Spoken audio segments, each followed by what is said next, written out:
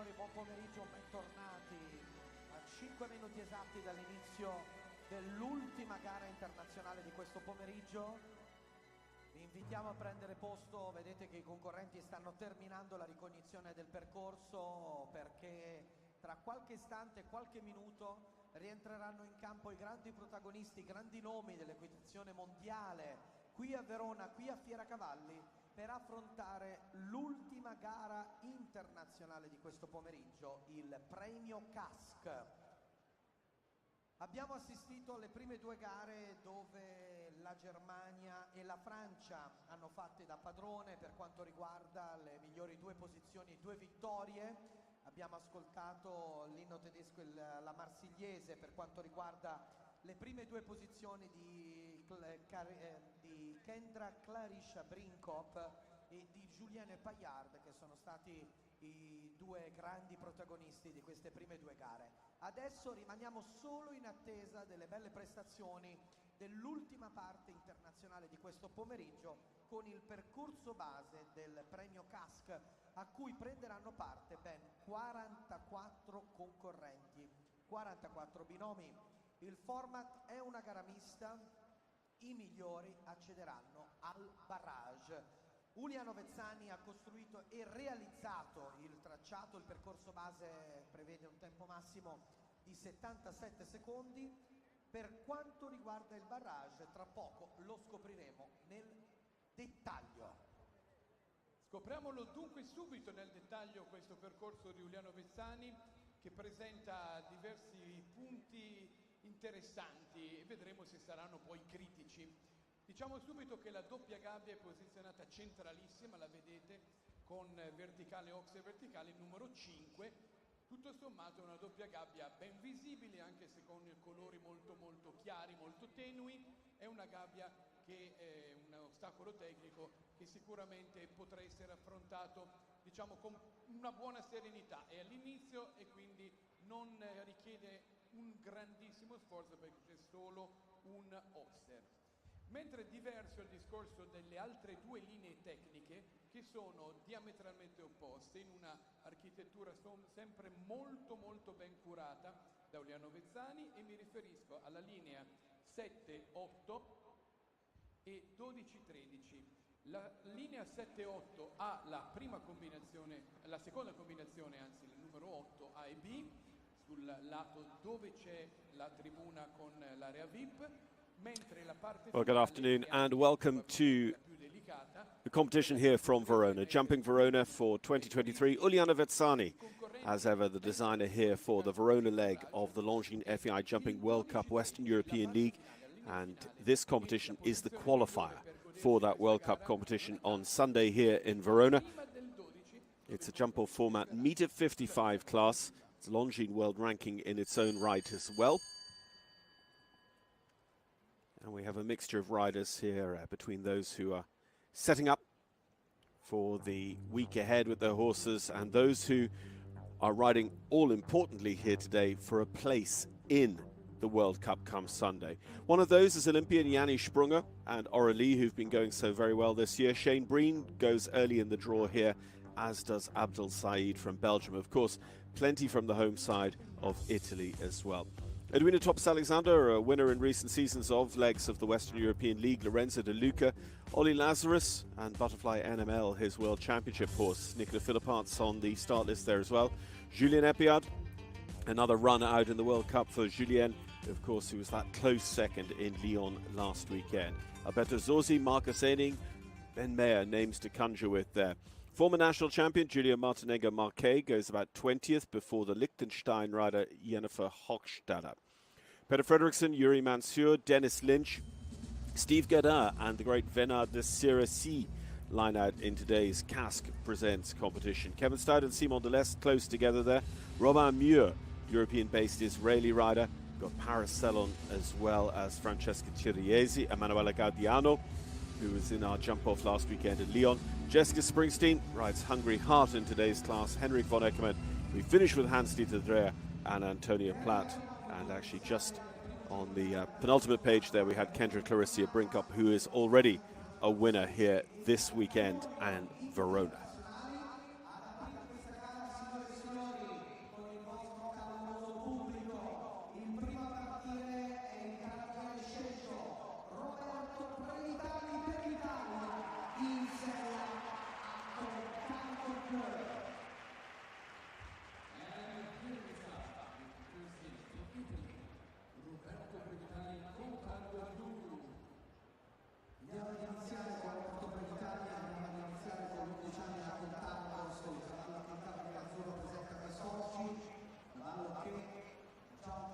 So to set the standard then in our cask pre-qualifying competition, it's going to be Roberto Previtali and Contago Blue.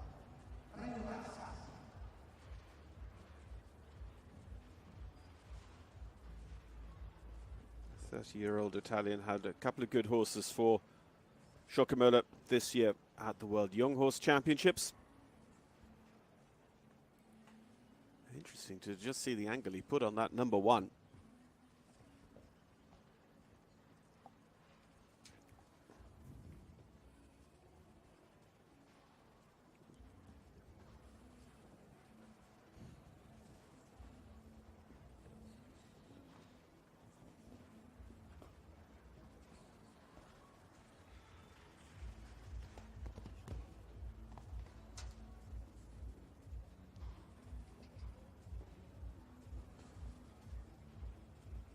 This line of 7 to 8. As ever with Giuliano Vezzani's courses, you get a lot, if he has access to the materials, of these sort of natural colours, these browns and creams.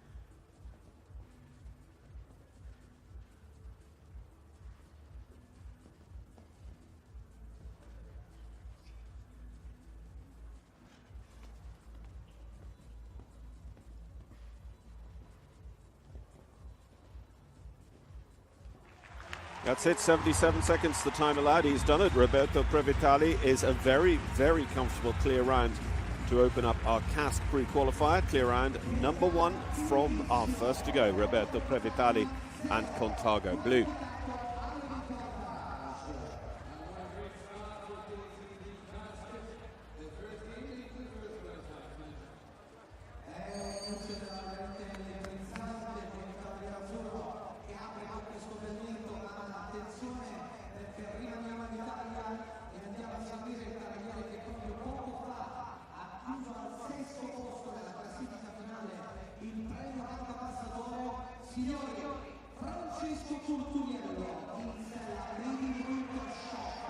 Well, we stay with Italy for Francesco Tutoriello with Made in Reutershof. This was Francesco's horse this year for the European Championships in Milan. Francesco's also been in action already this season at Oslo, where he did ride right through to the World Cup qualifier. He missed out on qualification by the looks of the results in Helsinki, but he was at the show. So Tutoriello really trying to make something of the World Cup this winter for Italy.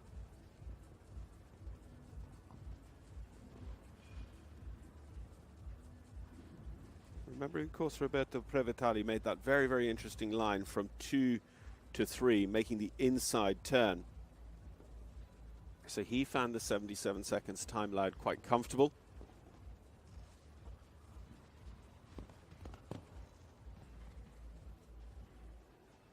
Into the planks at the end of the ring, number 6. Balances up, looks like it's just needs them to shorten a little bit down to the double at 8 AB.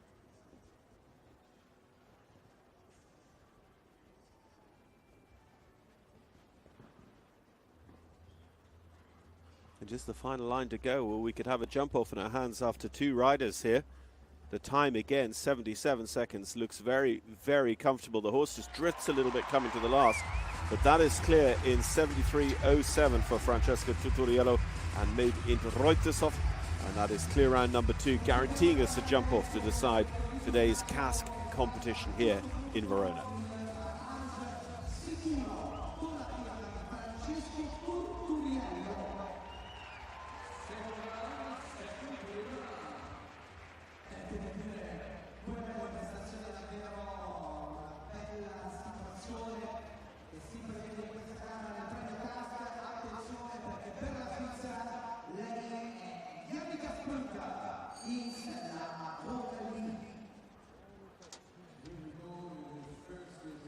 So Swiss Olympian Janneke Sprünger and Aurelie.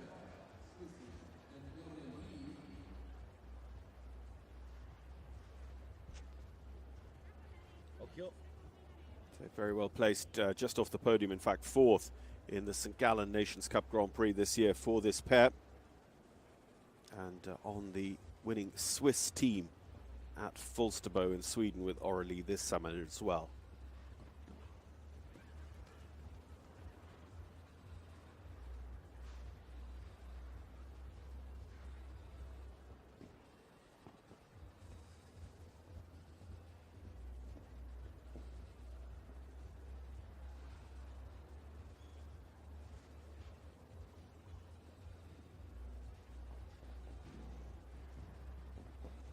Giuliano with his triple combination line relatively early in the course at fence 5, Oxer 1 stride. Sorry, vertical 1 stride, Oxer 2 strides vertical.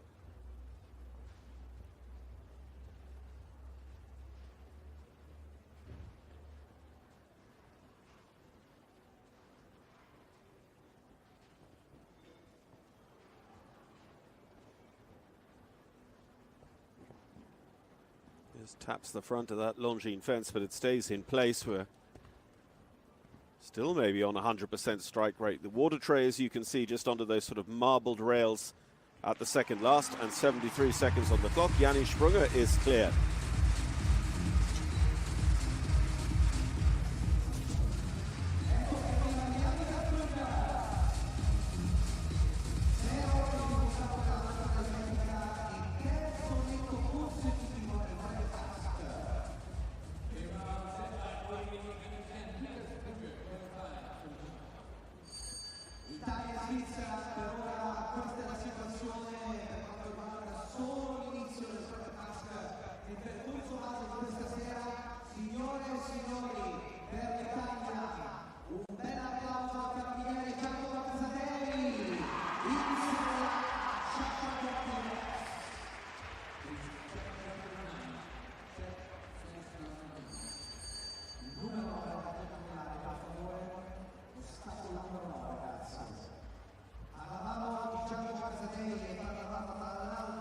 Just 21-year-old Giacomo Casadei, the individual gold medalist from the Youth Olympic Games in Buenos Aires, has actually been lucky enough to ride at his home Nations Cup show, Piazza di Siena in Rome, ever since that gold medal, so right the way through from being about 16, 17 years old.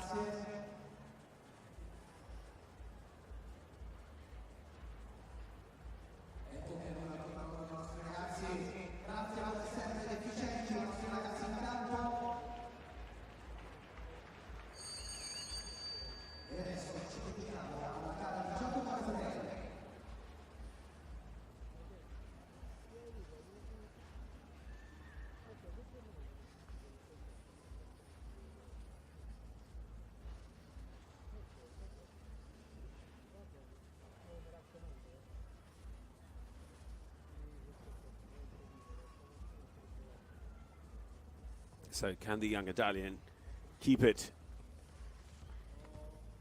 We have 100% strike rate. Really interesting, though, the way the Roberto Previtali went inside number 6 on his way back to 3.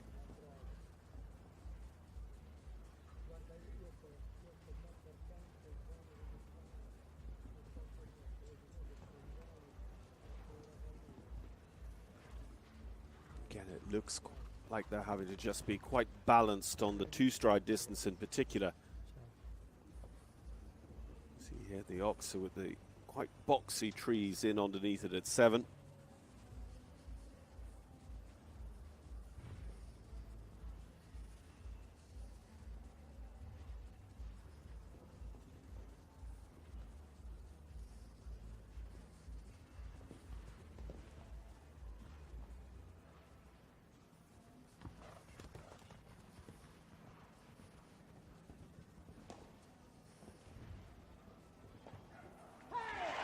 There we are, 74.40. It is clear round number 4. Giacomo Casadei and Chagra Khan steer their way through into the jump off to come. They'll come back for the jump off in the order in which they qualify.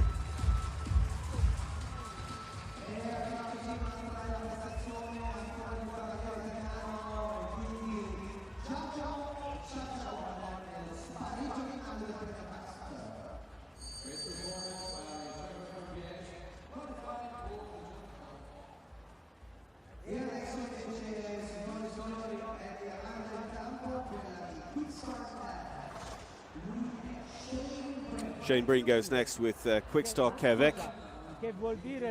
Already 5th this year in the World Cup qualifier at Oslo with this horse. Però te posso dire una cosa, ecco il problema qual è. Prima avevamo aspettato, abbiamo fatto tutto, mo io sto a Verona e sto in mezzo in impicci. Non è così che funziona. Dai, fammi fare una telefonata.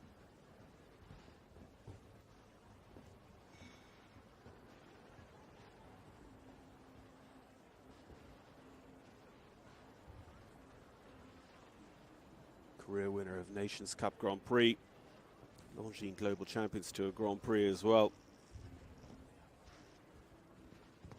Look at Shane go, he just sees his spot, really pushes down at that set of planks at the bottom of the ring.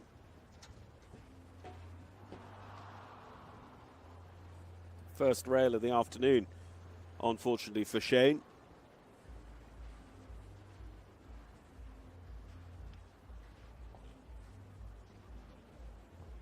He won't want another because he is in this class today to try and qualify through to Sunday. Qualification system left a big name on the sideline last week in Lyon in Philipp Schulze-Tophoff, who'd been second the previous time out. And it is 4 faults for Shane and Quickstar Kervek. The time will come into play. 72.30 is that time for Shane in terms of ranking him behind our eventual clear rounds.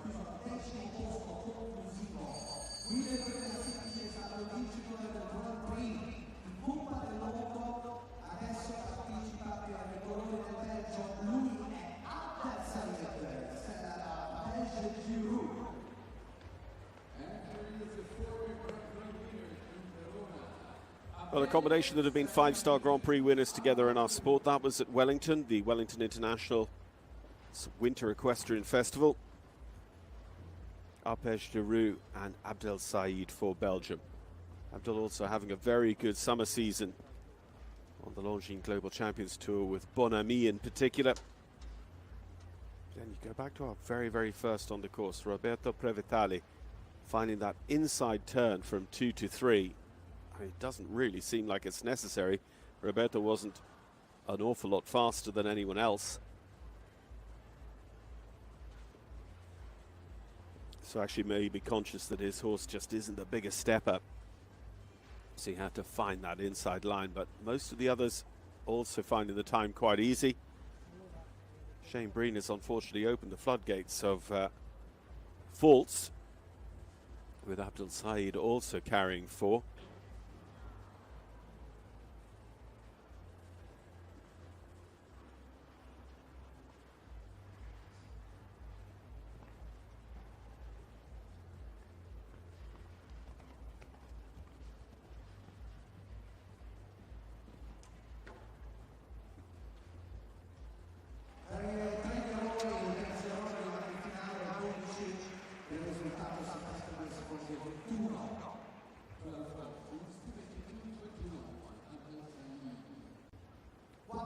So not the day he wanted, Abdel Said and Arpège de Roue. Remember, Abdel is also a rider seeking qualification through to Sunday.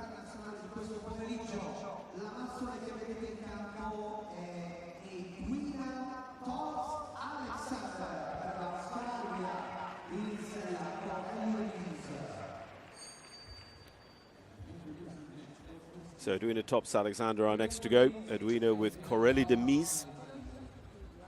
Australian Olympian Edwina, been riding on our Western European League for a number of seasons, including recent victories at the likes of La Coruña. Winner this season once again on the Longines Global Champions Tour, taking the Madrid leg there. He's been an 8-time winner of that series. The first ever Longines Global Champions Tour Super Grand Prix winner. And twice the series champion.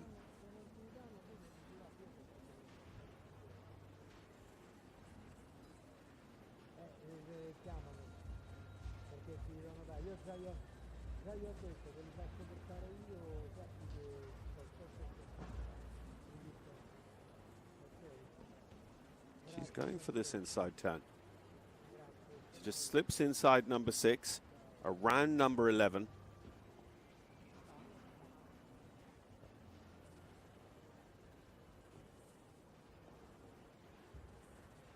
The first 4 in a row in this class, all qualified for the jump off.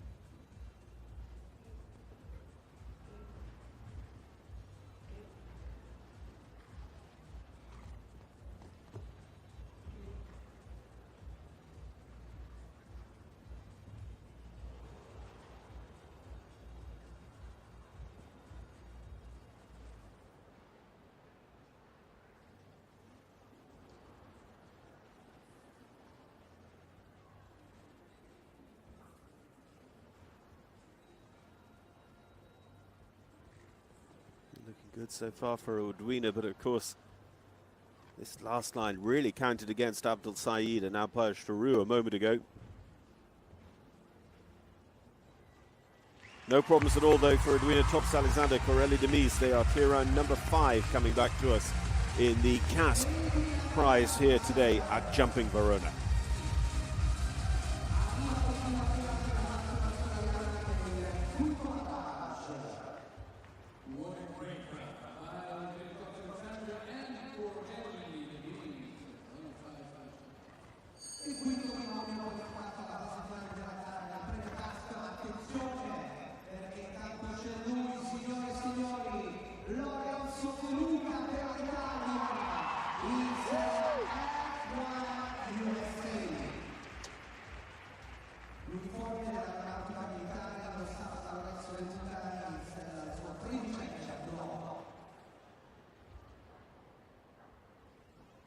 Well, a great home favourite, Lorenzo De Luca. Lorenzo with the Moffat and Poden Farms owned F1 USA.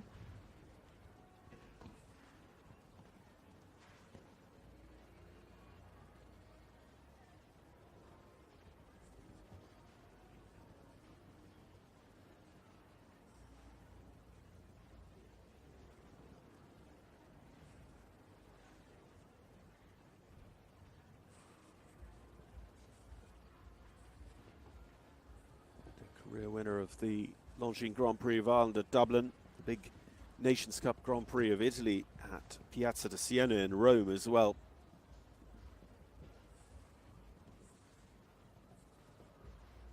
Lorenzo rode for many years out of Stefek Stables in Wolvertum in Belgium, and now with the Moffat's Poden Farms operation. F1 USA was his horse for the World Championships in 2022. Lorenzo, luckily enough, already qualified for the World Cup on Sunday, so this 4 faults won't worry him too much, but he's 8 faults there, so no jump off today, no opportunity to get into the second round and try and be really jumping for the lion's share of the prize money and the world ranking points on offer. But there is another big money supporting class coming up tomorrow here at Jumping Verona as well. The big Saturday class is a €100,000 class here at Verona.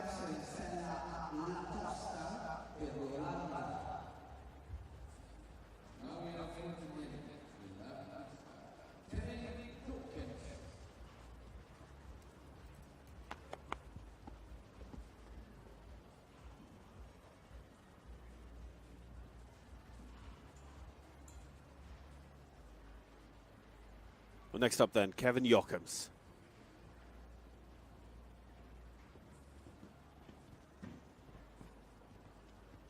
Kevin, who jumped in Helsinki this year. Kevin rides La Costa here with us in this afternoon's competition.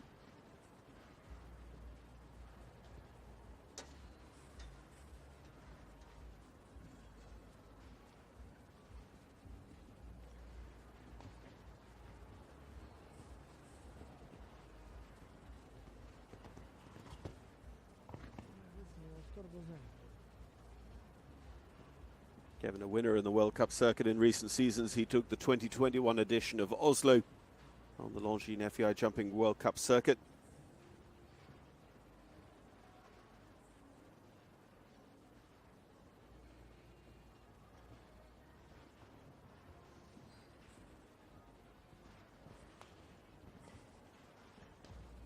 And just the final line to go. Kevin Jochems, La Costa for the Netherlands. Try and steer their way into the jump off as well. They are in 74.32. That is clear round number 6 of the afternoon.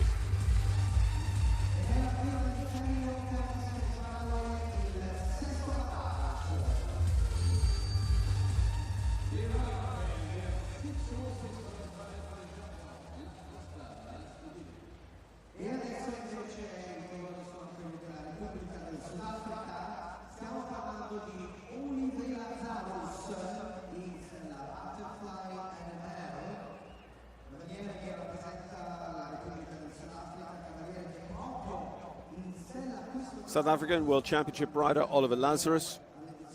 Oliver with Butterfly NML.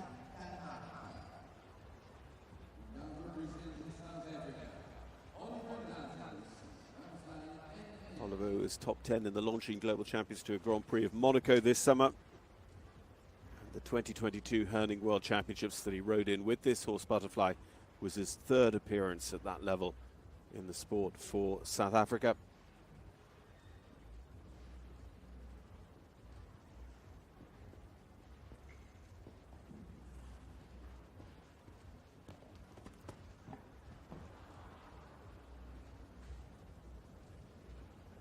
Plank down at the end of the ring, just in front of the jury, number 6. Down for Oliver, leaving us at the moment with 6 clear rounds. The stats getting slightly better for Longines FEI at the moment. It's 6 out of 9, when we were at one stage 4 out of 4.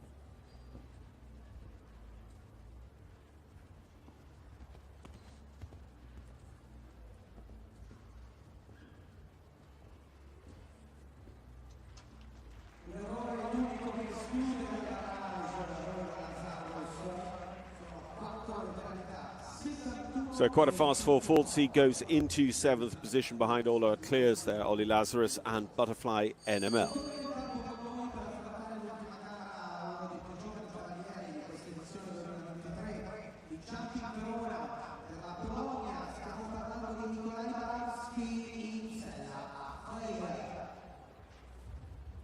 Mikołaj Baranski and Freiherr next to go.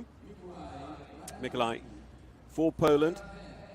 A youth championship rider for Poland at the under-21s last year in Spain. Still eligible for them. Mikołaj is just 20 years old. Actually rode in the Nations Cup Youth Finals this year as well.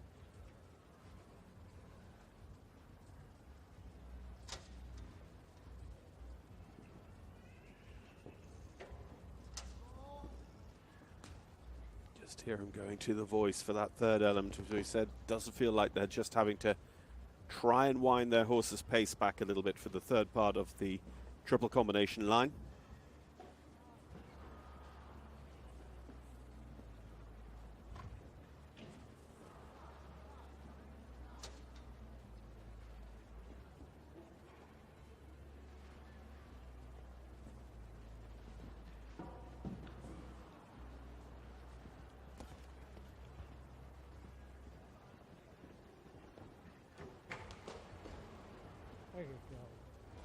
That last line is raising its head. It's one of the toughest on the course. The probably youngest rider of our field, Mikołaj Baranski and Freiherr, bring home 20 faults of this meter 55 world ranking initial round.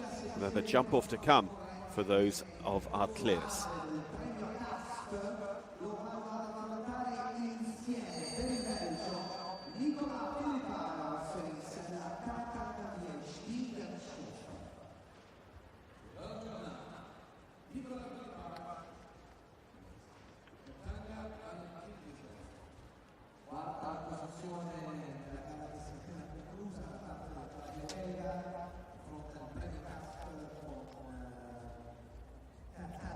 So actually both of the Philipparts twins riding with us in this class.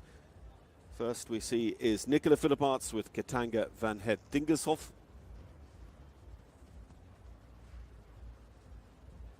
Nicola and Katanga were on the Belgian team this year at the European Championships.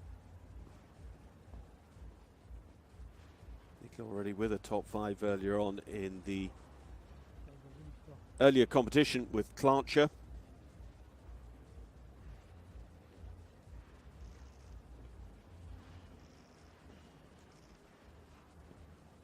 Just carrying the early rail at the moment, and can just suddenly feel like a long way to go with 4. Yeah, I was just about to say it can just start to tot up if the horse isn't in a shape to really answer the questions of this course. That's going to feel really frustrating when, you know, you look at the first 4 all jumped clear. Was it simple, or was that just kind of the luck of the draw for those guys who had, you know, an approach, a preparation and a horse on the day that was just set up perfectly for this course. Nicola and Katanga, they jumped plenty of Uliano courses in Milano this year at the European Championships, and they have the 8 faults here in the first round. 74.51 on the clock.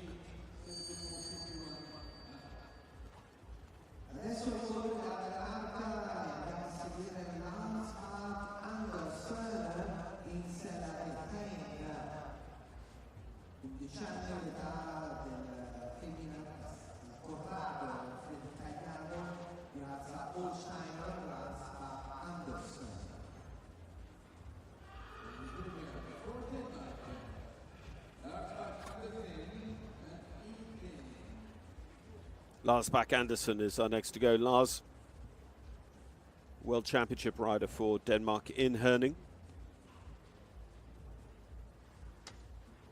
Rode at the Senior Championships all the way back in 2007 as well.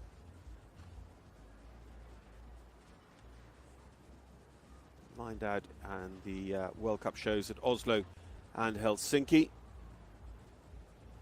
including 6th in the Grand Prix at Oslo.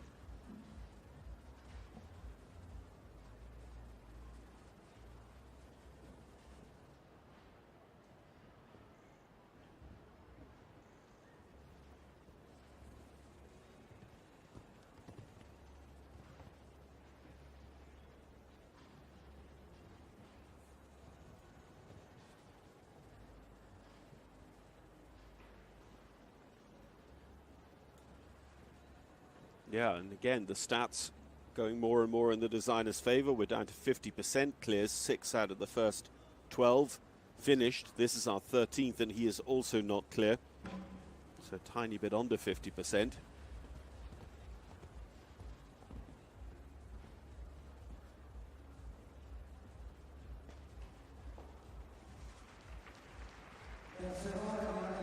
And again, that last line, so 12 faults in all for Lars Bak-Andersen and Ethen here. 12 penalties, 12th position out of 13 we've seen so far. Abdel Said also on that 12. We've got an 8 for Lorenzo De Luca, the couple on 4, and 6 clear rounds coming back for the jump off as things currently stand.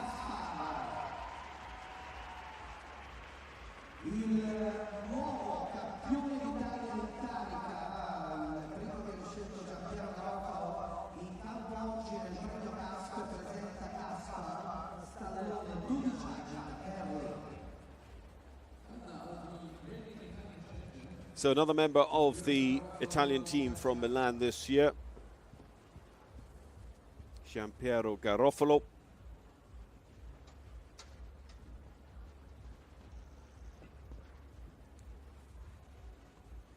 Giampiero also on the Italian team at Barcelona, thanks to Italy's performance through the EEF, the Longines EEF Nations Cup Series. But he has number 3 down on this course.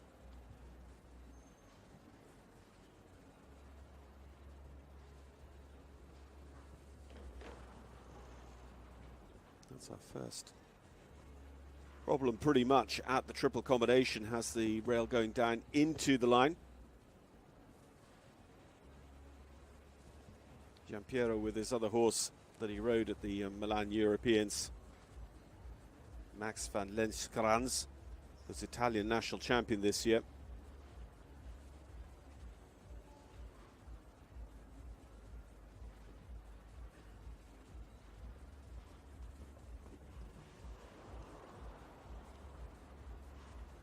Very, very uncharacteristic. Having already had the couple of faults, though, you know, Garofalo has a little bit nothing to lose. He wants to turn this into a little bit of schooling, a little bit of education for the horse, but probably what you're looking at is just the difference of coming to terms with having been jumping outdoors all summer long. A lot of the Italian riders don't really get to focus in on the Winter World Cup circuit. It's interesting that Tuturiello has been to quite so many already. So suddenly to come in, to have the crowd so close, the different atmosphere of the indoor circuit really can make a big difference to horses. So Garofalo there and Gaspar electing to retire.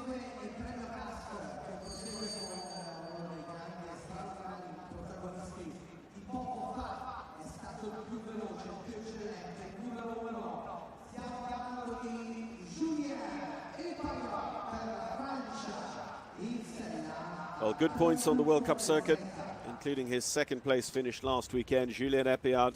Cancun Torel is the horse he rides here in the Casque class. Julien last week was world number 2. The changing of the guard at the beginning of each new month sees him now as the world number 7, even including that individual medal at the recent European Championships here in Italy, in Milan.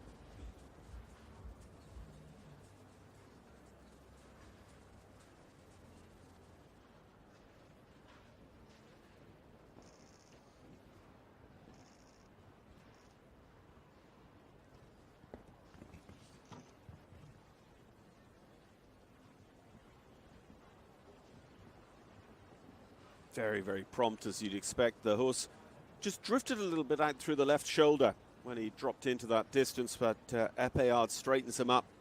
He gets a good spot out over the double at 8AB, the end of the line.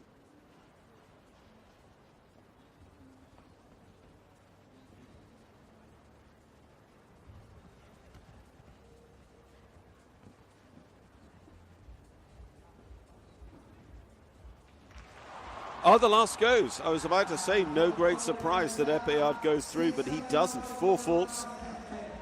Surely he goes into 7th place, though, with a sub-70 seconds time over this course. 69.97. Cancun Torel and Julien Epillard into 7th, fastest of the 4 faulters.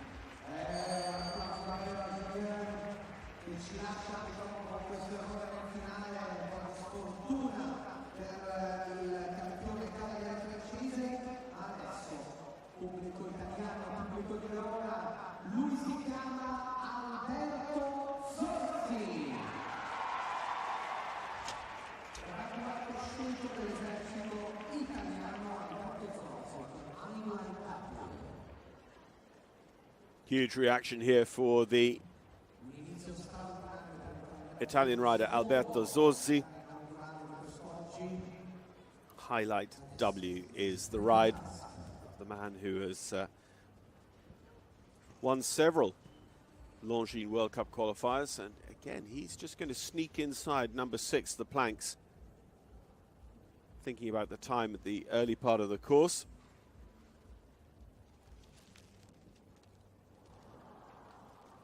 But as you can hear from the crowd reaction, chances are taken away from him then a little bit later, with just the Royal off at number 4 in the corner of the ring. So on a total of 8 as we catch up with him now, Alberto Zorzi.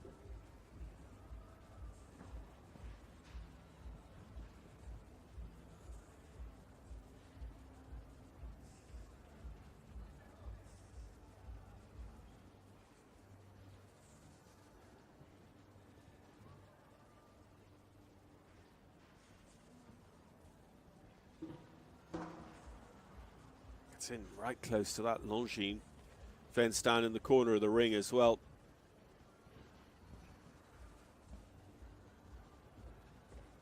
And takes the last 2, unfortunately, for 16 faults. Albi and Highlight. Alberto is qualified for the World Cup qualifier on Sunday. At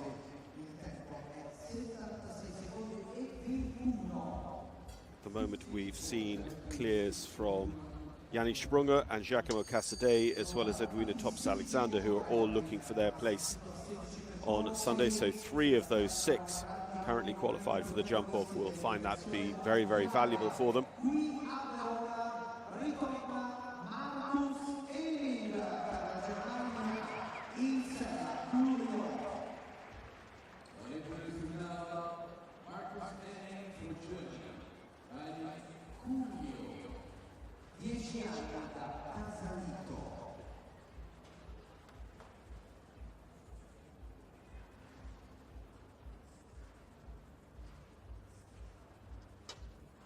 Marcus Enning, Marcus and Coolio.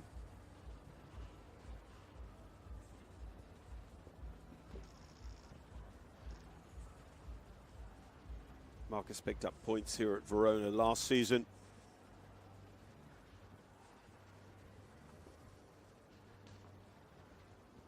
He is a 3-time winner of the World Cup finals. Been riding at Milan this summer. That was his 9th European Championships for Germany as well.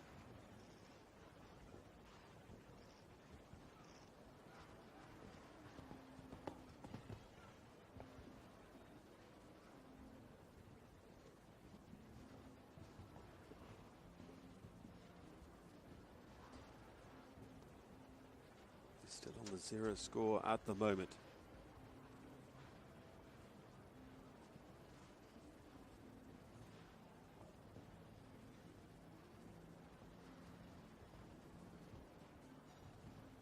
Just this quite tricky final line.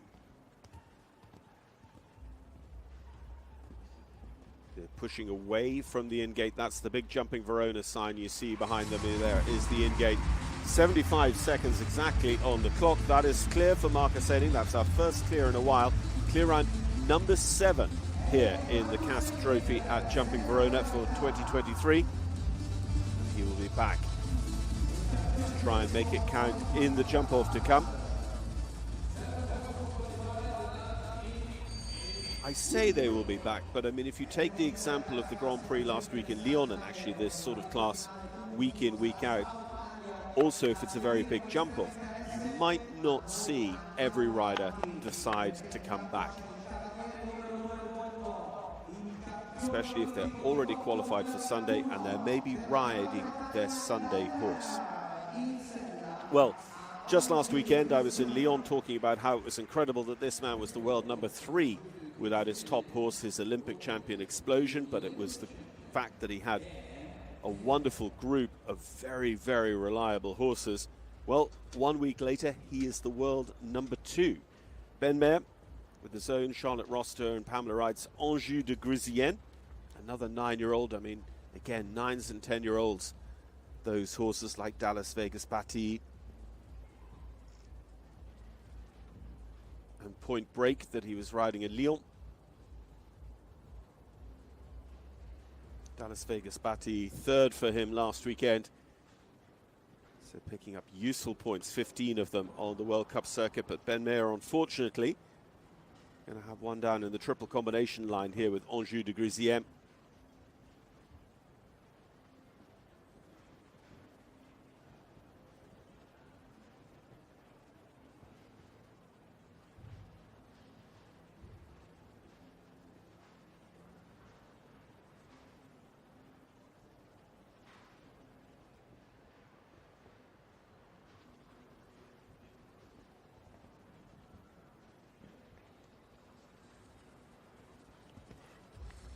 Hoping to bring just the 4 home here.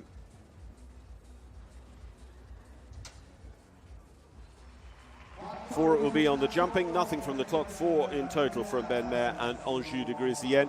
The time, though, will decide his ranking behind the 7 clears amongst the 4 falters. He goes into 11th position.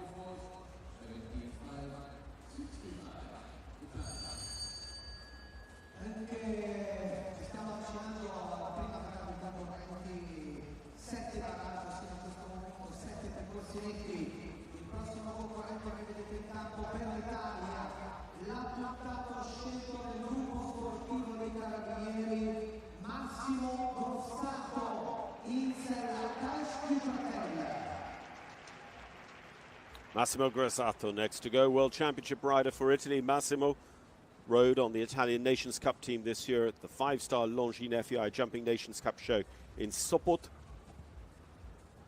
That was Cache du Pratel.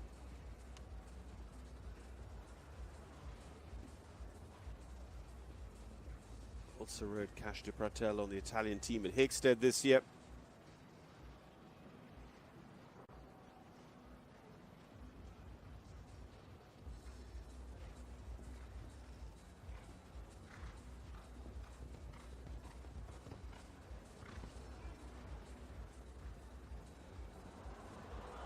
Oh, he was really going for it around that corner. He had picked up his pace. For whatever reason, he just felt the necessity to really hunt down.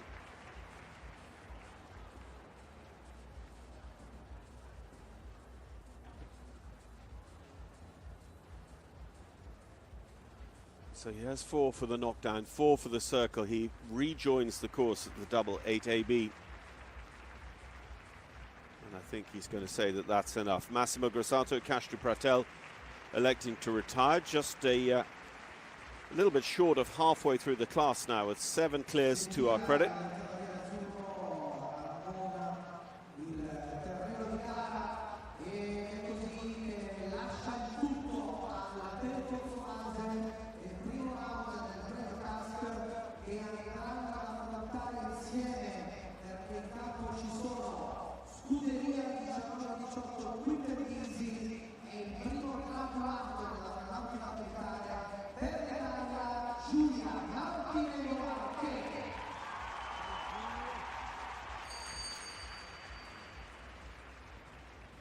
Giulia Martinengo Marquez with Scuderia 19-18, quick and easy.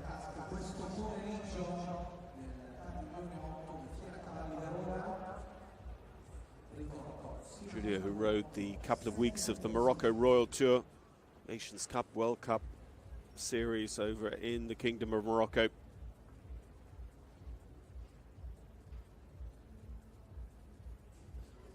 Of course, championship rider for Italy before with Alsace, a former Italian national champion too.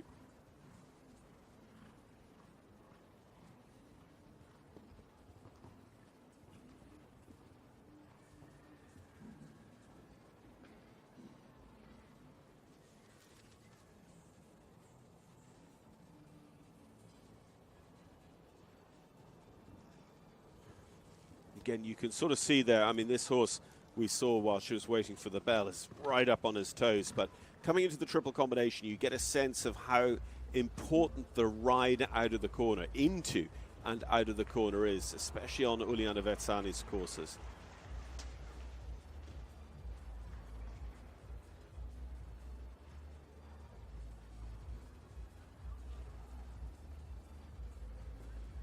She's doing a great job here with a horse that is not giving her the easiest of rides in this small ring.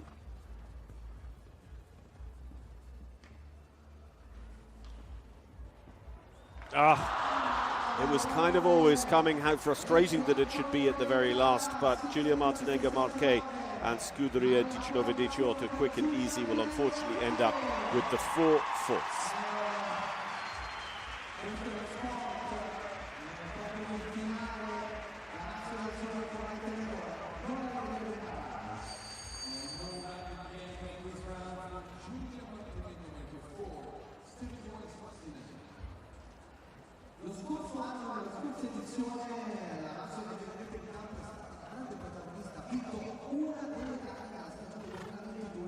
To Liechtenstein now, Jennifer Hochstadter. Jennifer with Golden Lady. Jennifer rode in her first senior championships this year at Milan, having been top 10 in the young riders last year in Spain. Jennifer is herself just 20 years old, so an absolute contemporary then of the young Italian we saw a little bit earlier on as well.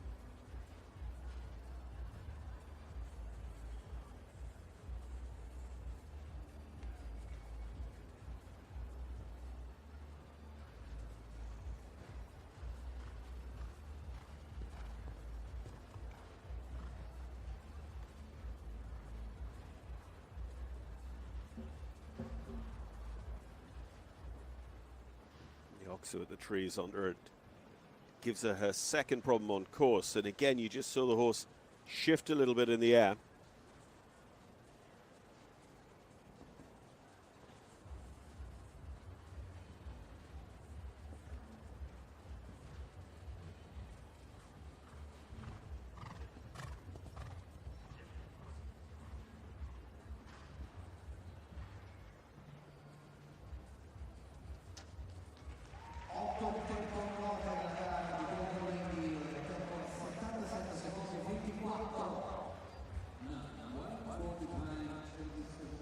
So Jennifer, the first to fall foul of the clock as well. 8 for jumping, 1 for time for Jennifer Hochstadter and Golden Lady here in this 5-star meter 55 jump off class.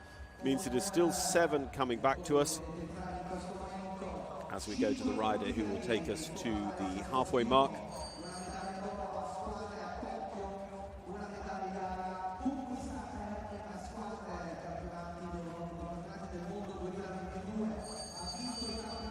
Peter Fredriksson,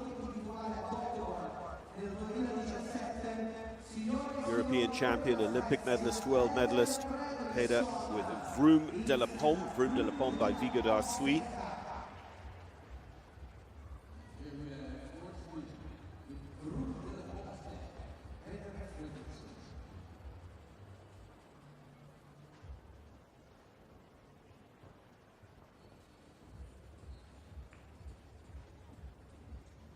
Pedro had a very good podium in the Longines Global Champions Tour Grand Prix Series this year in Rome here in Italy.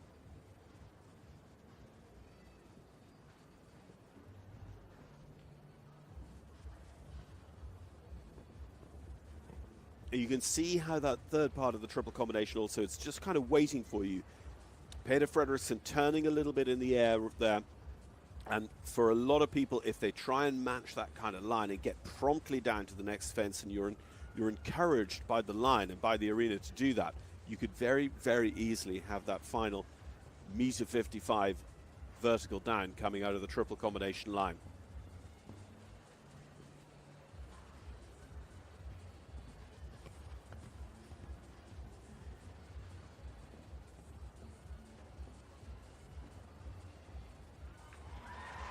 Well, that's it. Halfway through the class, and Peter Fredriksson and Vroom de la Pomme give us clear round number 8.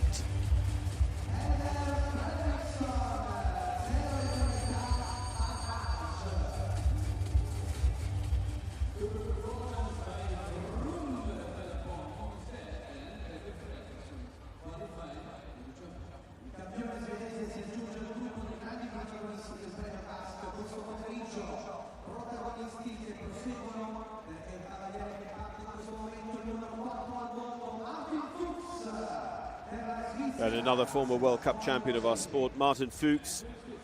Martin, who has maintained his position as world number 4, former world number 1, of course. Rides Connor Ye here in today's class. Connor, amongst other accolades, the winner of the St. Gallen Grand Prix for Martin in the 2022 season.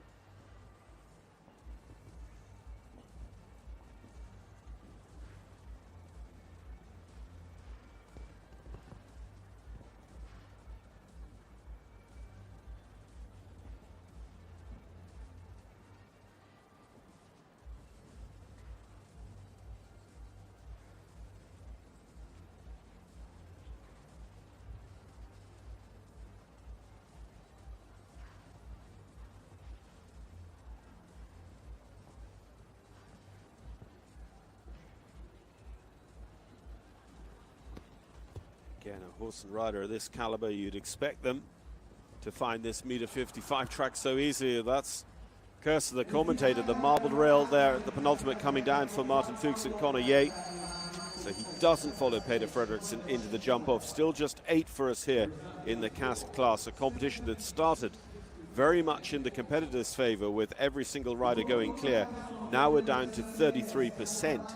Vroom de la Pomme, Peter Fredriksson, our most recent clear, 8 of 23 clear.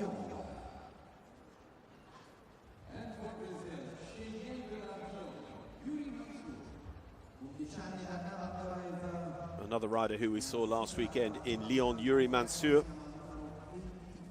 Yuri, of course, 4th at the Omaha World Cup Finals last spring with Vitiki.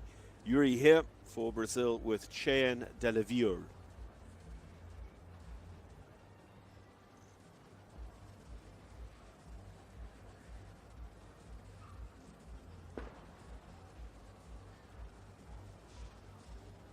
Again, that number 4, the Occitan at the bottom of the ring coming down. It's been quite a frequent one, the Scuderia di Genovediccio defense.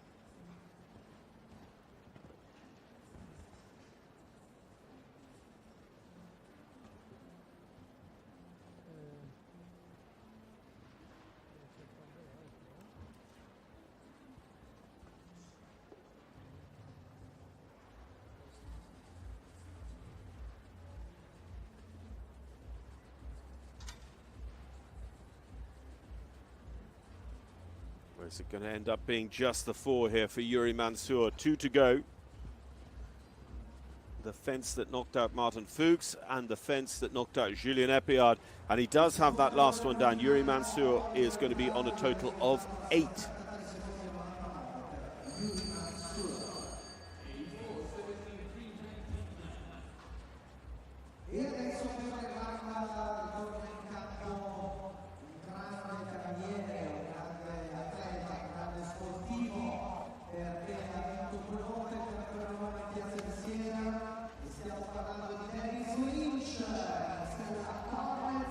So Irish Championship medalist Dennis Lynch.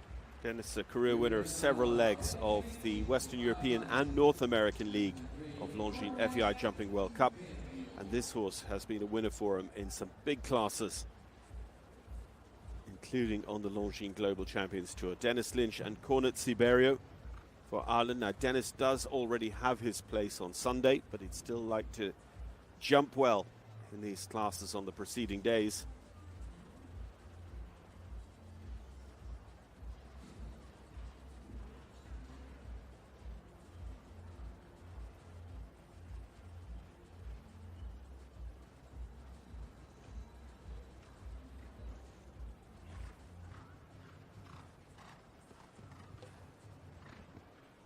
Good spot over the planks.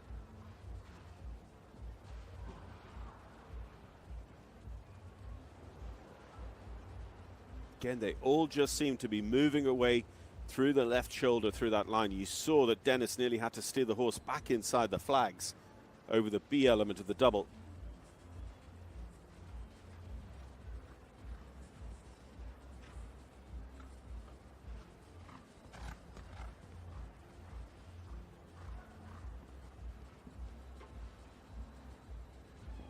And a similar sort of thing down there. That was, again, through the left shoulder. He had to really bring the horse back into line to try and make sure they didn't end up jumping the wing out over the last, making it 8 faults in all for Dennis Lynch and Cornet Siberio.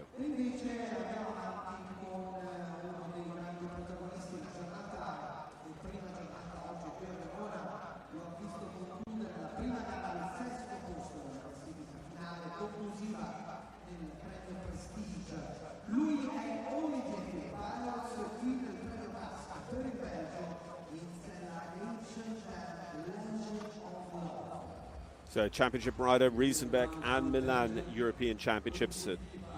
Bronze medalist at the Riesenbeck European Championships for Belgium.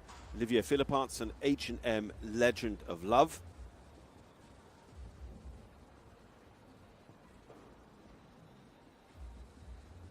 Legend of Love, top 10 in one of those very, very good meter 55 speed classes, part of the Global Champions League just recently in Riyadh.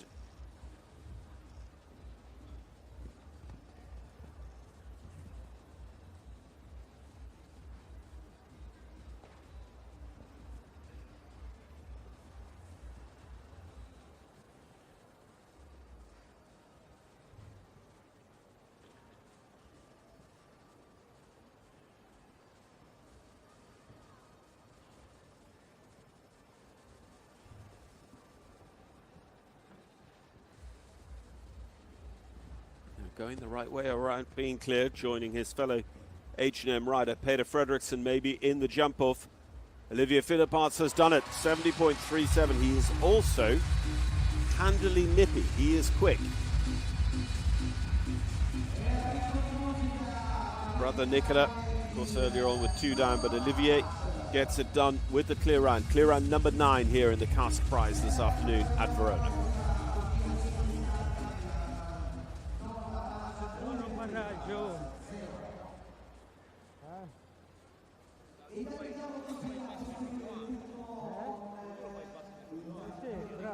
Io qua. Il campione dell'Europa di Milano Sassino 2023, il numero 58 per la Svizzera, Steve Gerrard. So the European champion, Steve Gerrard, 3 times a World Cup finals winner like Marcus Ehninger and Rodrigo Pessoa.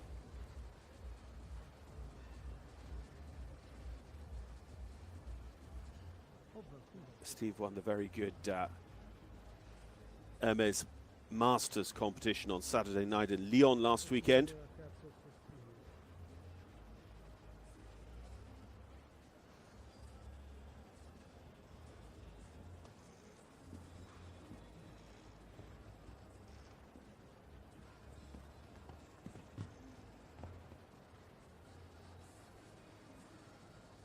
Verona de Cerisy was Steve's Tokyo Olympics and Herning World Championships horse.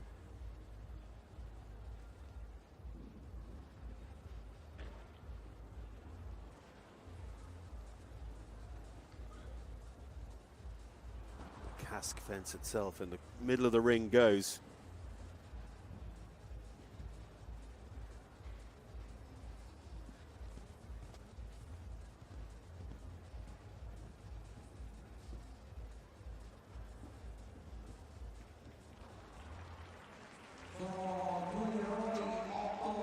So the last line will make it 8 in all for Steve Gerda and Verona de Cerisy.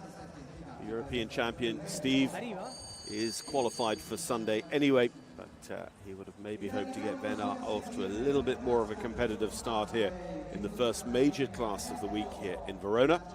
È che questi sono i cavalli di domenica, per cui vanno che fanno conoscere il campo, a paragoni.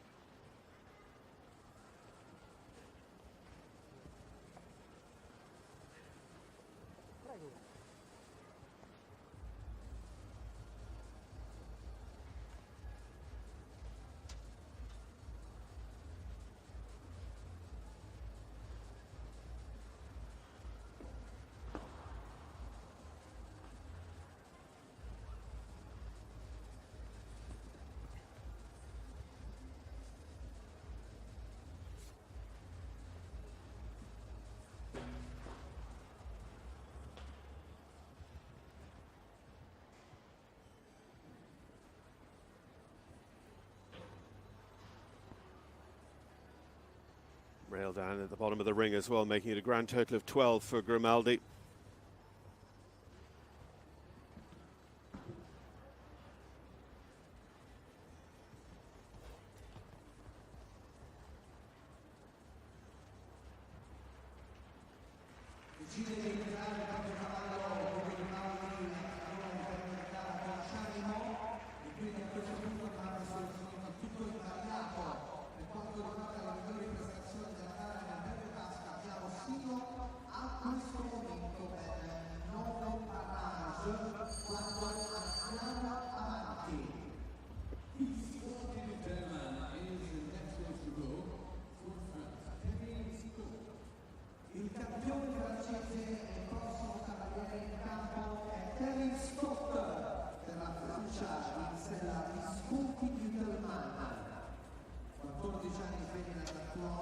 So Kevin was very first to go in the World Cup qualifier at Lyon last weekend.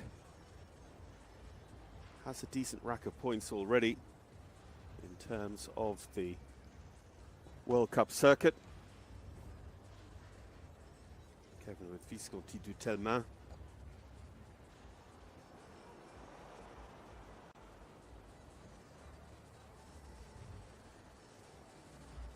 Well, as unexpected, I think, for Kevin as it was for us to have him stop there. So obviously a lot of time wasted for penalties. He comes around again, but Kevin is qualified for Sunday.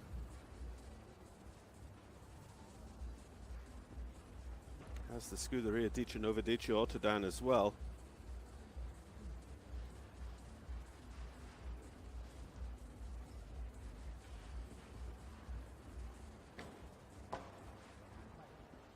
This is just not what you expect from Visconti at all.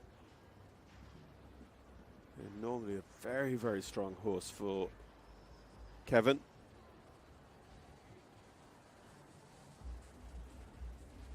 It was his World Cup finals horse this spring. European Championships horse in Riesenbeck as well.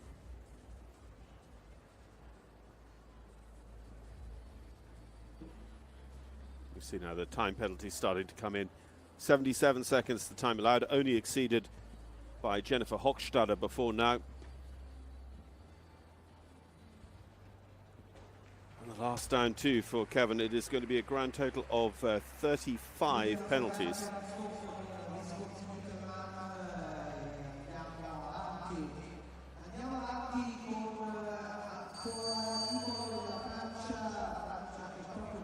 So 16 jumping, 19 for time for Kevin and Visconti du Telman.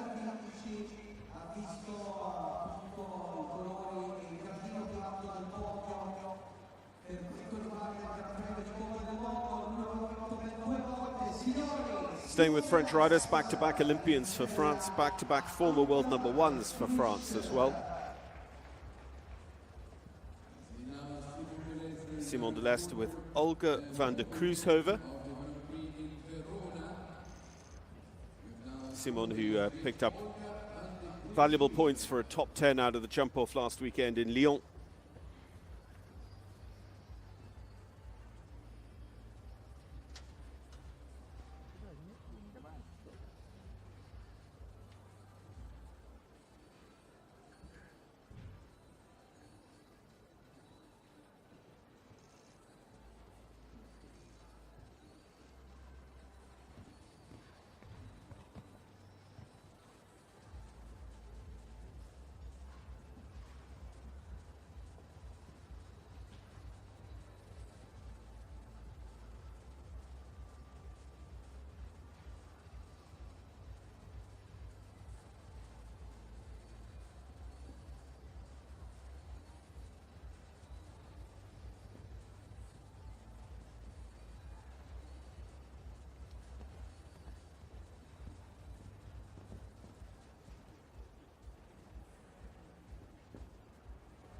And Simon de Leste is through. That gives us clear round number 10, Olga van der Kruishoven for the French Olympian.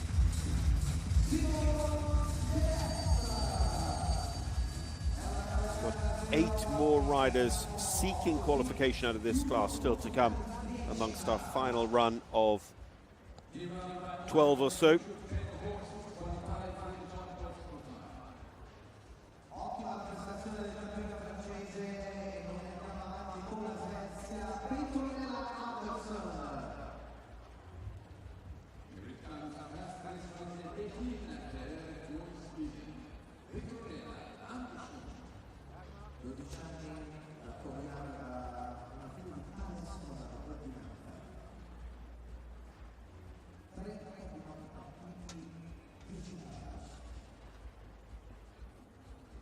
So we go on to Petronella Anderson. Petronella, who was with us at Lyon last weekend as well, rides Casters van der Beenakker.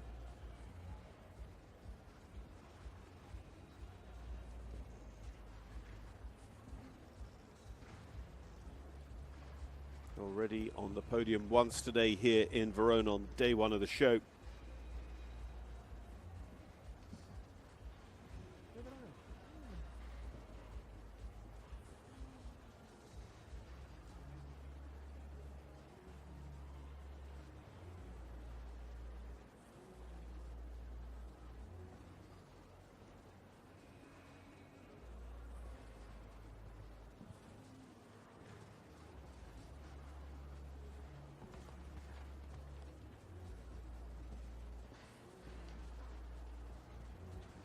Time is just very, very close. The last rail goes, and it is one for time.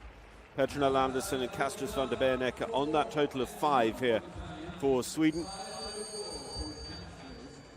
Casters and Petronella part of the Swedish team this year. Swedish squad, should I say, at the European Championships at Milan.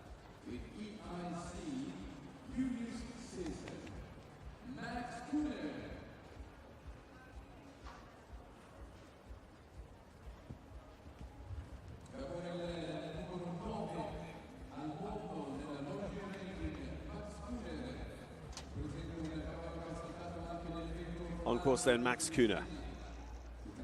Max Also jumping with us last weekend in Lyon. Long time inside the world's top 10, and he's looking forward to making that count in a couple of weeks to jump in the IJRC top 10 final.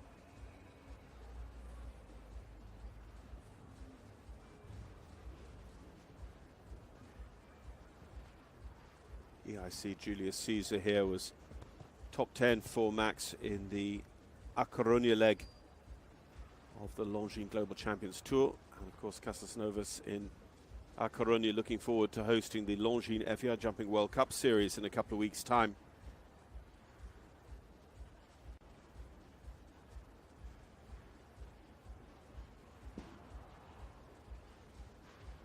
Cask fence. The cask fence, you might not have seen it close up, but it has those horizontal white stripes, thin white stripes on the quite lime green rail.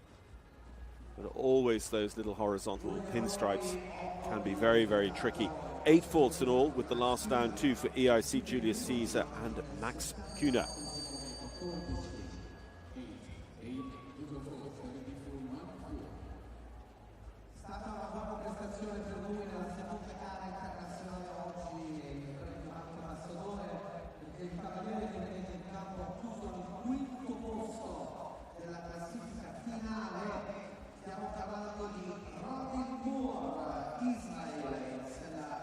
Robin Muir next to go. Robin with Action Bellevue.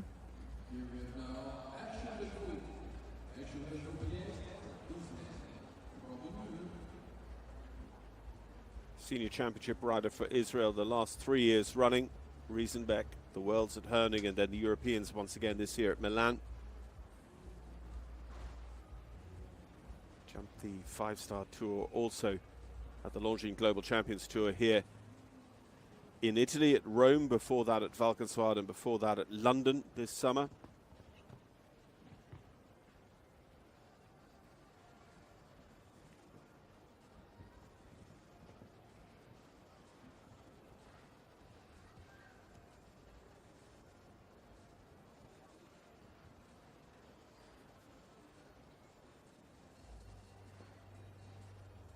Jumping well so far.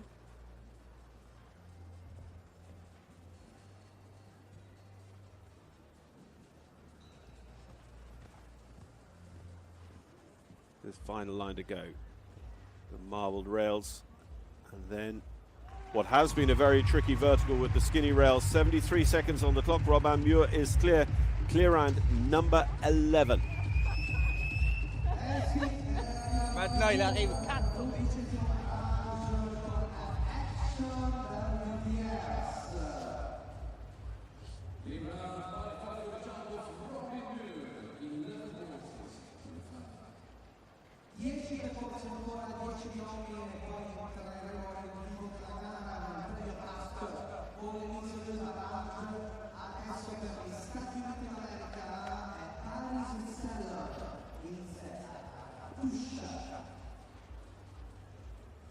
Again, riding here in Italy at that Longines Global Champions Tour meeting in Rome in early September. Paris Sellen comes to us now.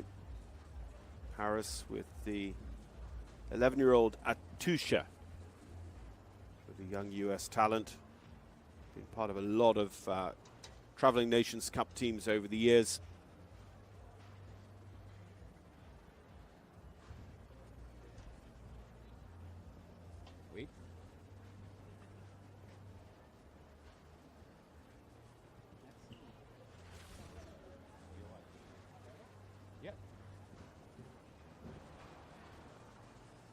Again, you just wonder whether, we can't see from our line, whether she just turned in maybe a little bit short or long. Either way, just a tiny bit off. That shot into the Oxer with the bushes underneath. Has the vertical at the bottom of the ring down as well. I'll tell you a lie, it's an Oxer down there at the far end of the ring. She has the back rail off it. So 8 faults for Paris Sellen.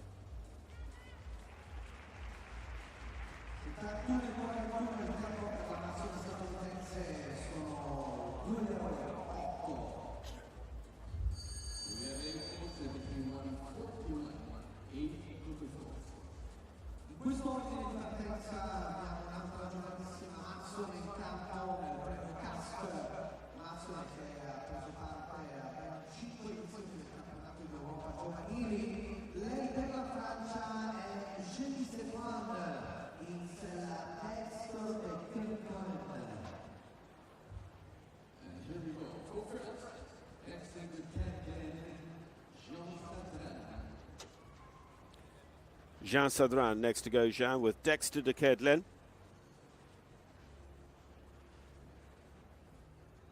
Jean, one of the top 10 under 25 riders in the world. Of course, with us last week in Lyon.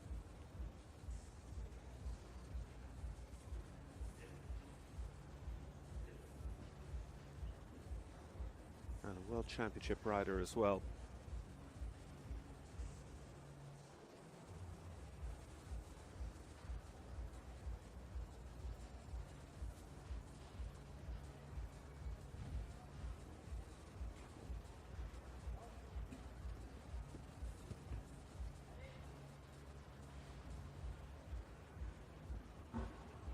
Again, just the horse coming there, getting to the point of the front rail of that oxer and not quite being in the sweet spot.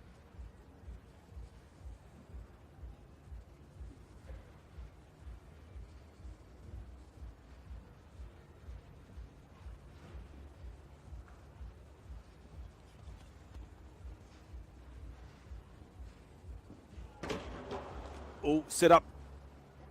Yeah, the last goes as well, making it 12 in all, but a very, very sort of similar problem for them, coming out of one of those long sweeping turns around the end of the ring into a line. Jean Sadran and Dexter de Kedlen, unfortunately, 12 faults for them.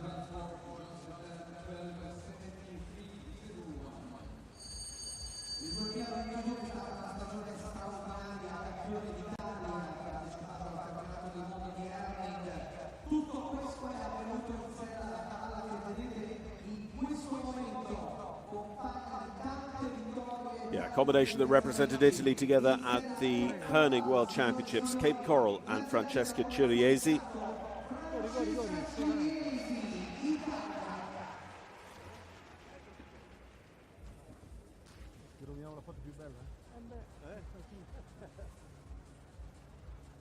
Twice a bronze medalist with the Italian team at Youth Championships as well. Francesca able to make her name over the past season or so with those Longines FEI Jumping Nations Cup shows, and had a good run through the prestigious Italian Nations Cup show at Piazza di Siena this spring in Rome.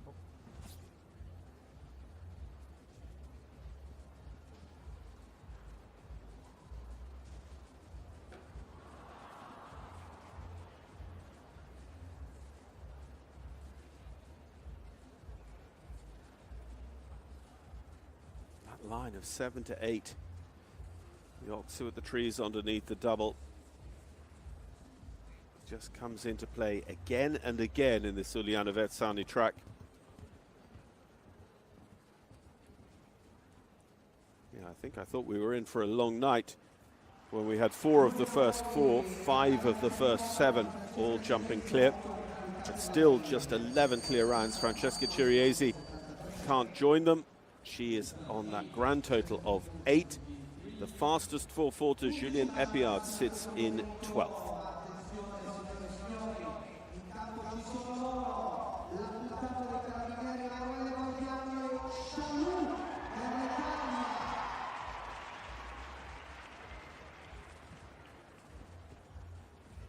Emanuele Gaudiano, Italian Olympian, World Cup qualifier winner, Longines Global Champions Tour Grand Prix winner, and winner this spring of the 5-star Nations Cup Grand Prix of Abu Dhabi.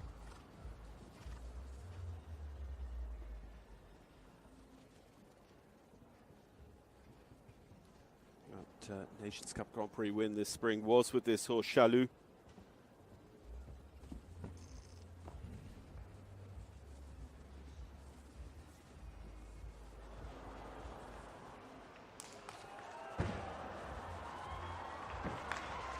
Huge jump in over the A element.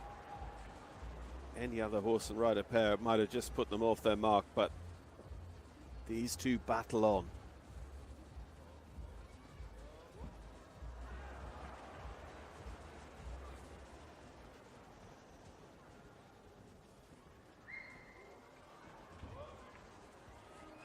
No, it's gone.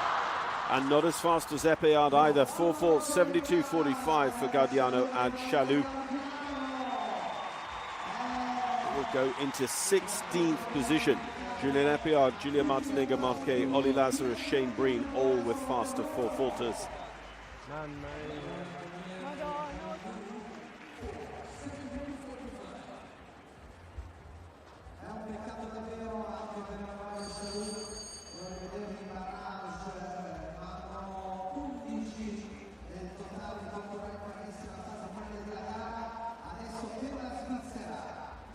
Former world number 1 and Olympic medalist Pia Schwitzer. Pierce at World Cup finals once again this spring. That was with Vancouver de Lanlot in Omaha.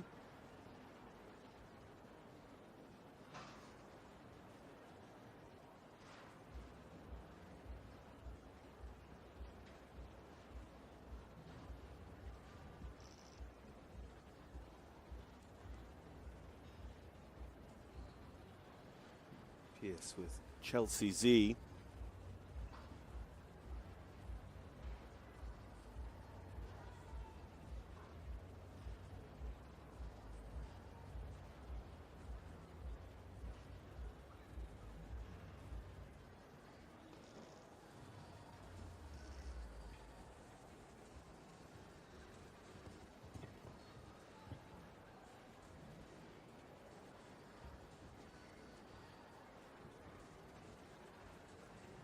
This one is interesting. It's by the clone of Celano, Celano Alpha, a Cicero von Pemel horse.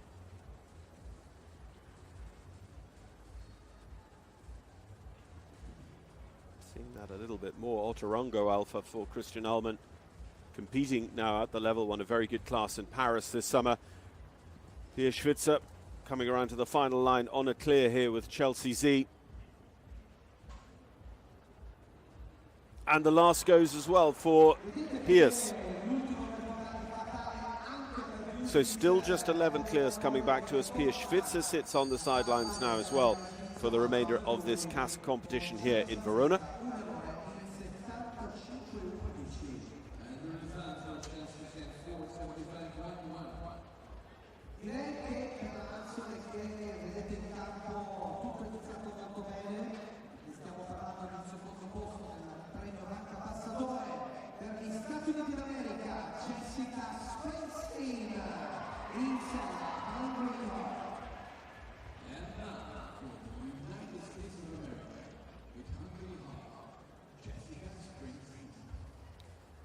So Jessica Springsteen. Jessica looking to pick up points for the North American League of the circuit, but jumping quite a few shows here in Europe. She was with us at Lyon last weekend as well. But unfortunately, Jessica will be on a minimum of 4 faults, and she is looking to qualify out of this class. 30 riders pre-qualified here in Verona. 40 places available in the World Cup. And I think, off the top of my head, it's about 60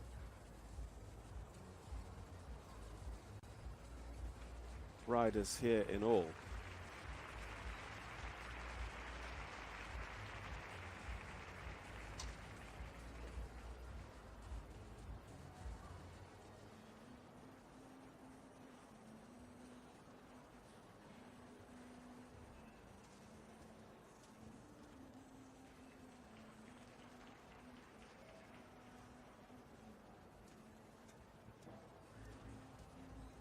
Castan as well. This is not a good round when you're trying to seek Sunday qualification. It's one of about the best 10 athletes not yet qualified. It's the time penalties that are really, really going to hurt them.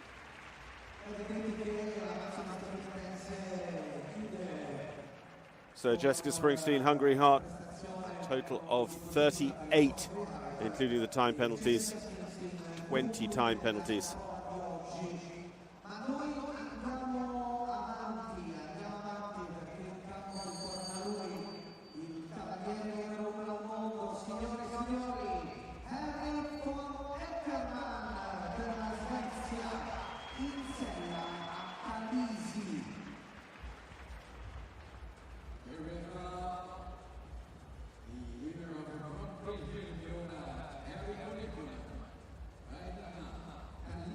the reigning World Cup champion, Henrik von Eckermann.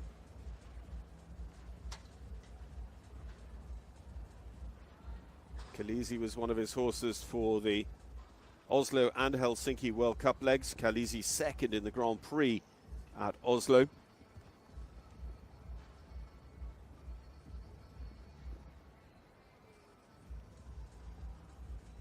Henrik yet to really make a standout result on the World Cup circuit this year. He was the first rider in the history of the Western European League last year to score over 100 points in a single season.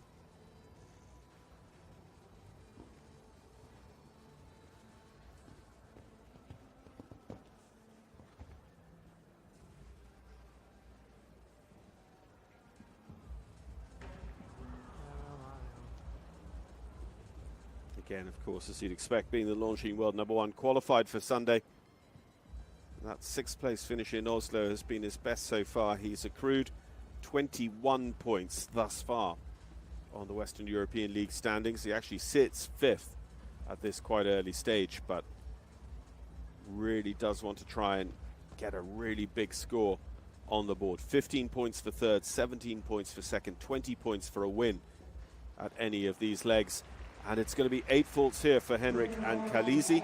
Now, whilst it's disappointing for him, that is useful for the riders who are maybe on 4 faults who haven't got their qualification yet for Sunday's class, like Shane Breen, Quickstar Kervek, to have 1 or 2 qualified riders behind them on the order.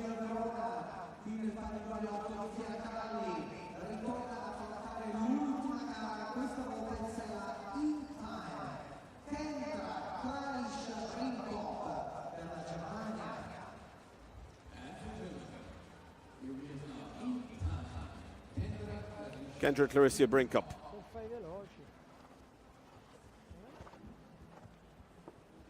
German contender was with us last week in Lyon.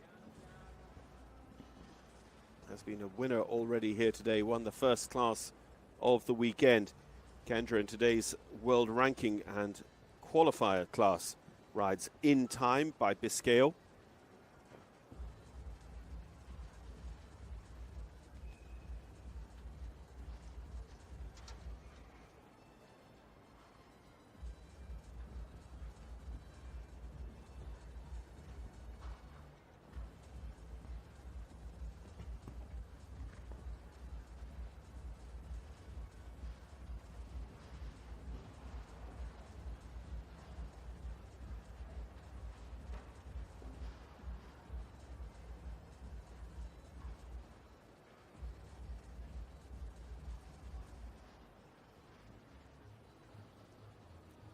So KCB not going to be able to book in the day with wins. 8 faults so far as she comes around to the tricky final line. Just 3 remaining, 11 clears so far. 11 it remains. We'll see how many more we get as Kendra Clarissa Brinkop and In Time bring home that total of 8 in the first round.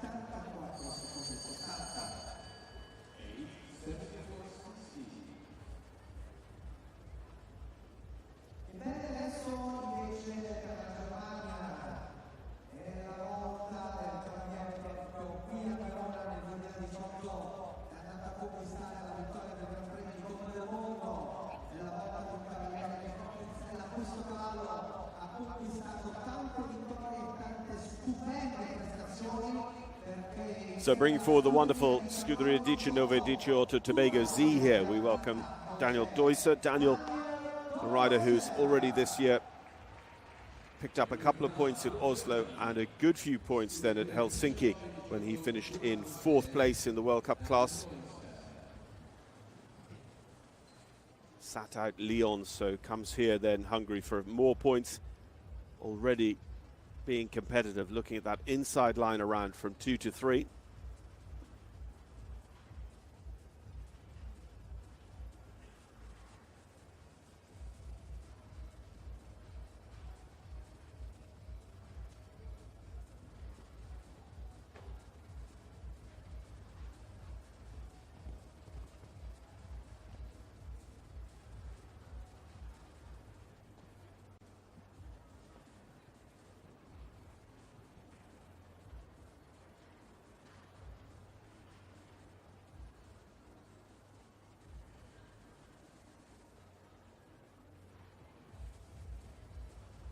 Tobago has been to 2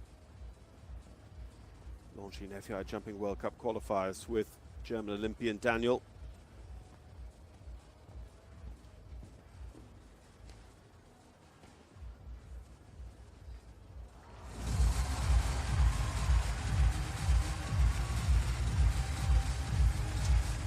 So clear round number 12. We've waited a wee while for that one to come through. Daniel Deusser and Scuderia di Novadice Otto Tobago Z have to be one of the highest ranked horses in the class in terms of form, and they make it look pretty easy here over this first round Giuliano Vezzani track. The other good news for Deusser, of course, is that he will jump 12th of 12. He will jump at worst 12th of 14, so he'll have a real good feel for what needs to be done.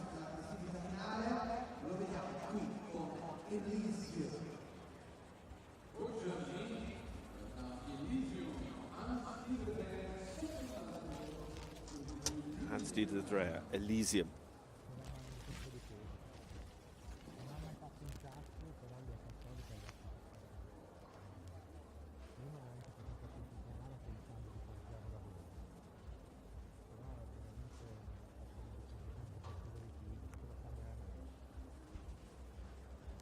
Elysium's been a very good Grand Prix horse over the course of the summer for Hans-Dieter.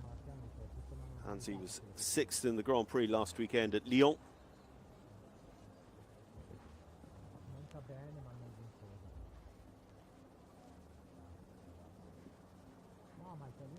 The German rider's about to make it very quickly, 2 in a row. Marcus Aiding, of course, already qualified as well.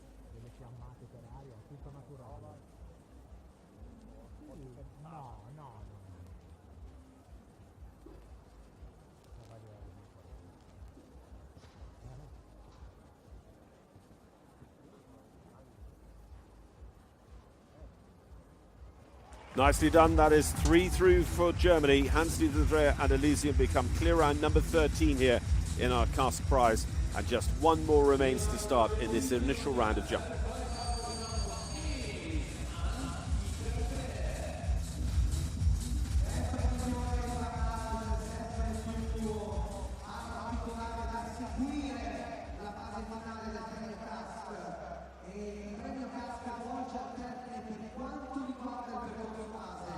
Antonia Platt, Antonia and Marvin van der Vaterhoeve, top 5 finishers in the 2-star Open Grand Prix this year at the Longines Global Champions Tour of London.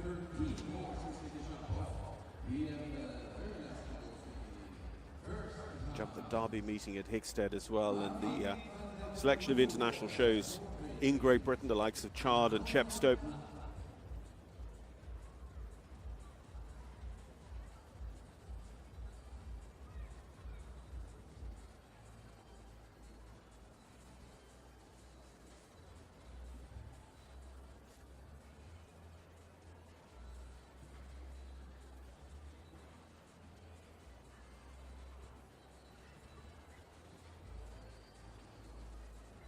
Through the triple combination.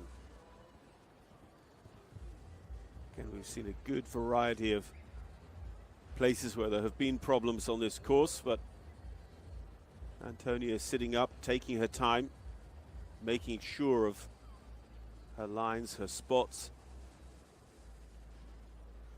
Could be clear round number 14. Jumps the cask, coming. The Longines watch faces. Bottom of the ring. Final line to go. The time looks like it could be snug for her, unfortunately.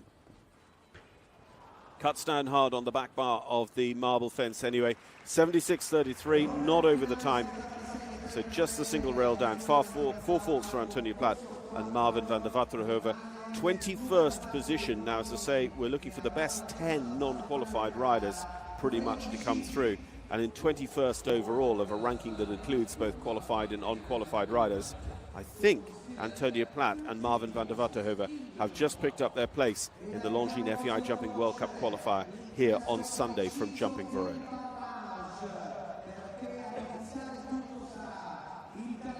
So 13 of them jumped clear, 13 therefore coming back to the jump off over the shortened course. The team here in Verona going to get that set up just as quickly as possible, and then we'll bring them back in the order in which they qualified. Those first four in a row: Prevetali, Tuturiello, Sprunger, Cassidy. Then Edwina Tops Alexander, Kevin Jochems were our latest qualifiers. Edwina and Marcus Seining, Peter Fredriksson, Olivier Philippart, Simon Deleste, Robin Muir, Daniel Deuser was our 12th clear. We had quite a long wait after we got Robin Muir's. And then Hans-Dieter Dreyer with our final clear. Julien Epiard, he is the fastest 4-40. Julia Martinengo Marquet, she is qualified. Shane Breen does not qualified, so that is probably going to be quite a useful result for Shane. And so on down the list there, you see a number of those on 8 and so on. We've got Jennifer Hochstadter for Liechtenstein on 9, then a couple on 12, Abdul Said, Lars Bach-Andersen, Jean Sedran, Alberto Zorzi on 16, and then the slightly bigger scores and the couple who elected to retire on course. So the team here, as I say, in Verona, going to set up that jump-off course for the short track that will decide which of the 13 who are eligible will end up as champion of the cask qualifying class for the Longines FEI Jumping World Cup Verona 2023. Stay with us, we'll be right back.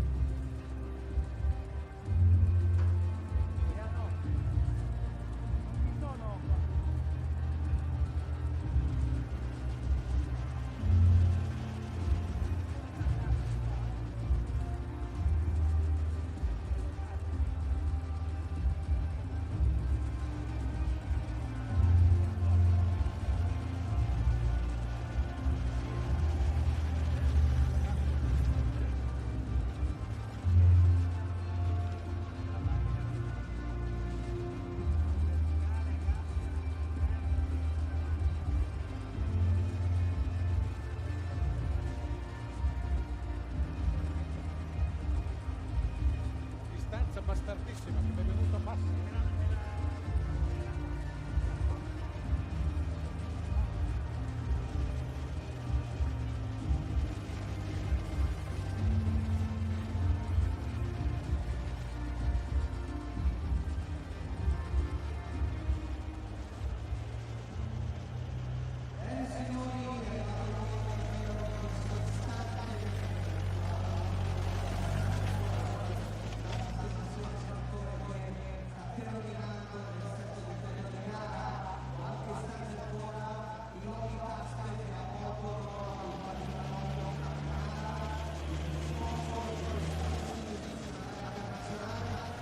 So welcome back, getting ready for the jump off here in Verona of the Casque Prize, the prelude to the Longines FEI Jumping World Cup qualifier on Sunday. 6 of our riders here, importantly: Yanni Sprunger, Giacomo Casadei, Edwina Tops-Alexander, Olivier Philipparts, Robin Muir, and Hans-Dieter Dreher, who is the 13th qualifier, so he'll pop up on a page in just a moment on his own.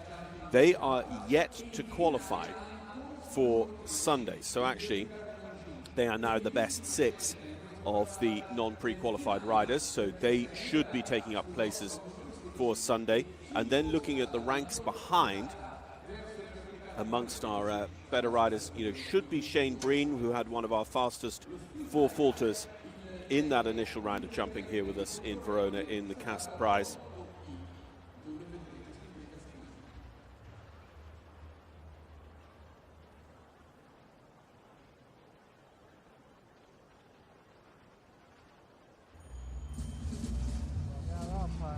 Oliver Lazarus should be qualified as well. Of course, it's all to be confirmed, but it would seem like Oliver Lazarus and Shane Breen will take the 7th and 8th qualifying spots.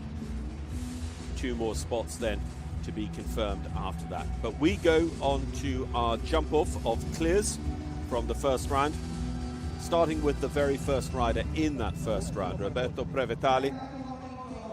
Roberto with the Schockemöller-owned Contago Blue.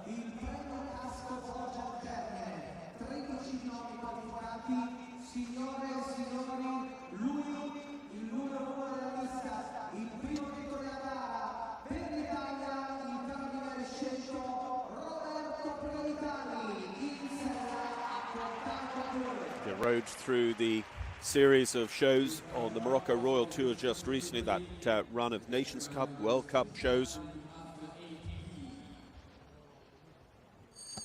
She rode this horse Contago Blue in the 4-star World Cup qualifier at the end of the Morocco Royal Tour. Of course, Western European League riders don't get crossover points from the likes of that World Cup.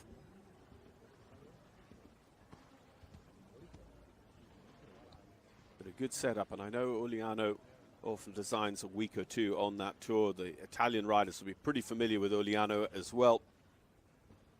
The level 4 designer Uliano Vezzani, who designed this summer's European Championships in Milan. So this is coming back to the just one remaining part of the triple combination. It's a vertical this time around. 2 parts of this double. That line was always tricky in the initial round. They've got a long turn back then to the casque at number 10. A kink down the ring to number 2. And then turning back up to number 13, as it now is in the colours of Longines. So 4 in 42 for Roberto Prevetali. Roberto, I don't think has a lot to tell us about the sort of time we might see from our winners when we get there in this casque competition. And as I say, remember, we might not see all 13 come back to us, because for the unqualified riders, or for anyone maybe riding their Sunday horse, they've done enough. They are qualified. If you're in this jump off, you have earned the right to ride on Sunday, and may not feel that it's the right thing for your horse to do very much more here today. So Francesca Tuturiello, and made in Reutershofer Milan Europeans combination for Italy.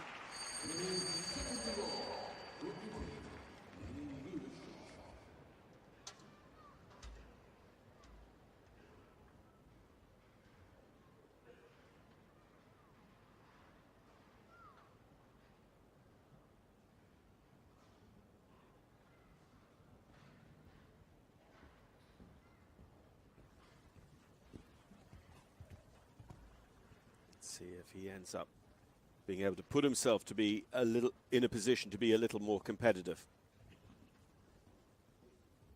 So the same line, 3 to 4. We saw that Scuderia di Genova di Ciotto, blue, green and white, go down a couple of times.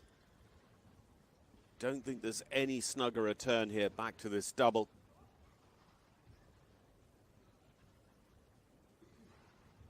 And here he doesn't really give them a balancing position, a fence or a set of plants to hold them out on the cast line. They've got to get it right on their own.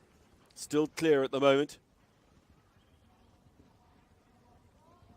And Tortoriello is double clear, 41-23. Is that going to be enough, though, with some of the competition still to come? You feel like we're going to get a winning time that starts with a 3 rather than a 4 around this track when they really open up.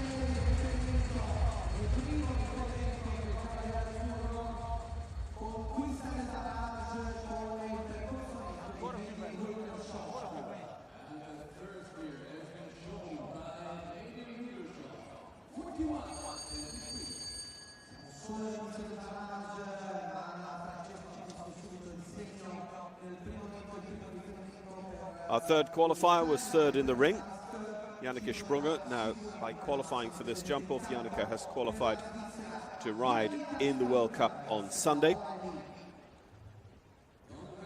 Swiss Olympian with Aurélie, a horse that has gone very, very well for her in some big classes this year, coming towards the end of the mare's 9-year-old year. Aurélie by Emerald van Ruytershoff.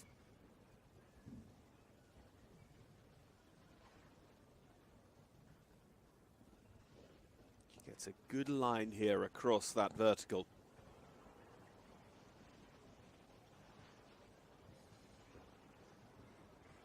He does manage to just get a little bit of a sneak inside. About a second down, we're told, on the official time, mind you.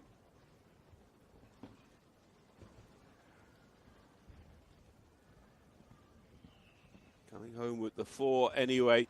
But look at this time, 39.58. That's a little bit more like it. So we've just seen the one double clear from amongst our first couple. And we see our first, probably more competitive time there coming from Janneke Sprunger and Aurélie, as you expect a championship and 5-star Grand Prix horse.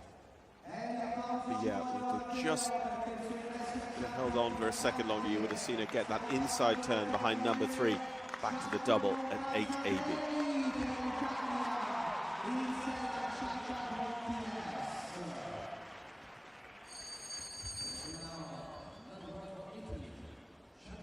Giacomo Cassaday, Youth Championships rider still this year at Gola in Italy. Part of the Italian young rider team that finished 4th. It should be his last year in the youth grades. 21-year-old now. For the former Youth Olympic Games individual gold medalist from Buenos Aires in 2018.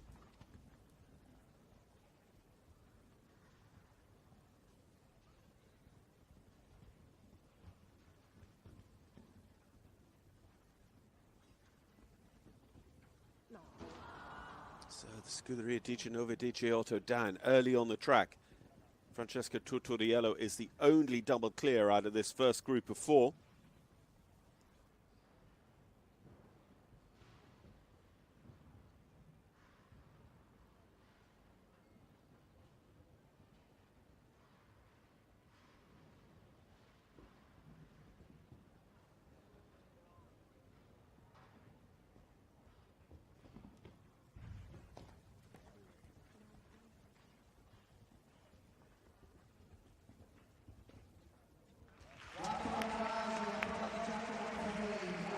.45.62, the time taken with the 4-4, so he goes into 4th place at the moment, Giacomo Cassaday and Chagrasson. So double clear in 41.23 leads the way, Francesca Tortoriello, and time we know can be beaten. Now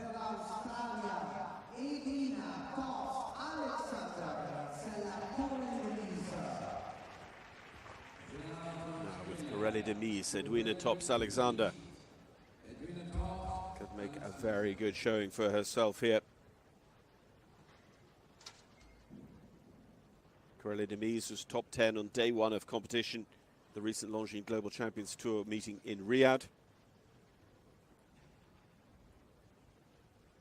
Edwina, who won her 8th Grand Prix on the Longines Global Champions Tour this year when she was victorious in Madrid.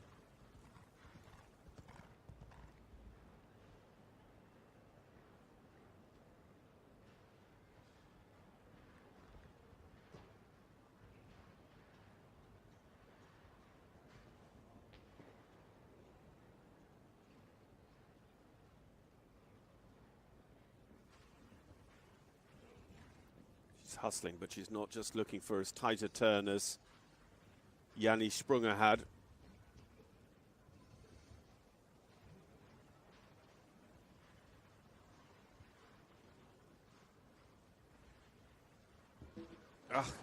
What a shame. She was going pretty steady, maybe just thinking about trying out the gears, making them have as much ring time and experience as possible going on to the World Cup, which they've qualified for now on Sunday. 5 seconds down on Tutoriello, and still at the cost of 2 fences down. Edwina Tops-Alexander has a jump-off total of 8.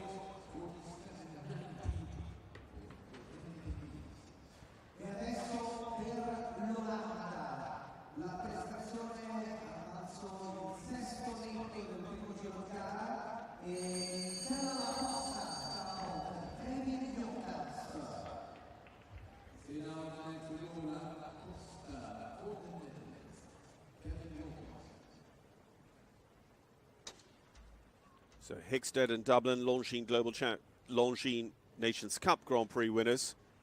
Kevin Jochems. Kevin also a winner on the World Cup circuit in Scandinavia a couple of seasons ago as well. Rode at Helsinki already this season.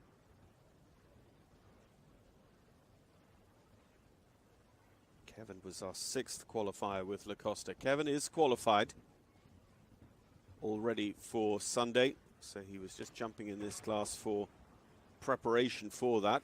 And again, only 1 double clear from Tutoriello. Chasing him, you know Jochems is chasing him. He can't quite make it. So he doesn't go inside the fence. He does go inside the timing equipment. Edwina went outside both.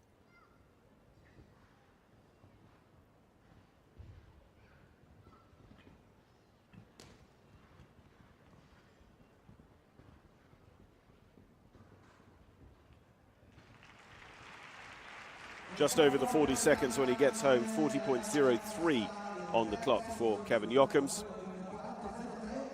He goes into 3rd position. Janni Sprunger with the fastest time of anyone with 4 faults sits 2nd. Francesca Tutoriello with the only double clear is the leader in the cask prize here so far at Verona.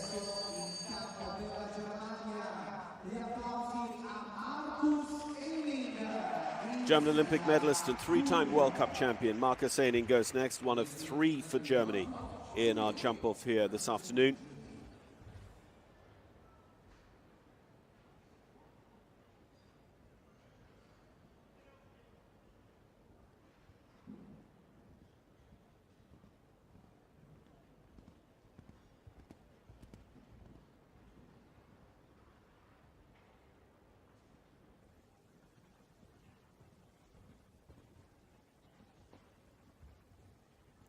Replicating a lot of the tricky lines from the first round. Obviously, all these guys jumped clear in that first round, but you see the problems. He's a little bit right of center. I always thought he was going to do that the way he approached. So gets the inside turn. For him, it all stays up going through the double. This should be our marker now. That relatively wide to the cask, but wants to make sure of it. From here now, it's all the way back up the ring. He's going to be over 40 seconds, 41.10.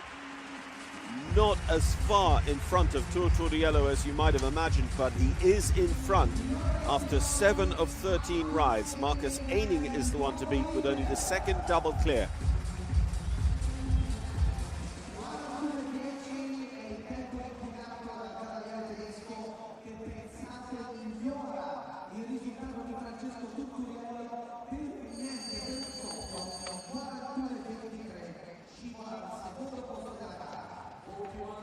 Another fantastic rider to have in this jump off is Peder Fredriksson. Peder with Vroom de la Pomme trying to beat that new leading time from Marcus Henning of 41.40.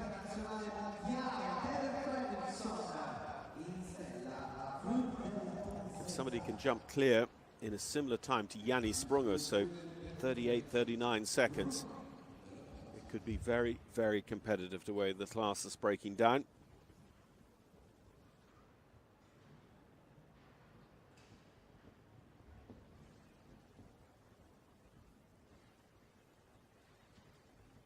Peder doesn't try for the most extreme inside turn here, back to this double.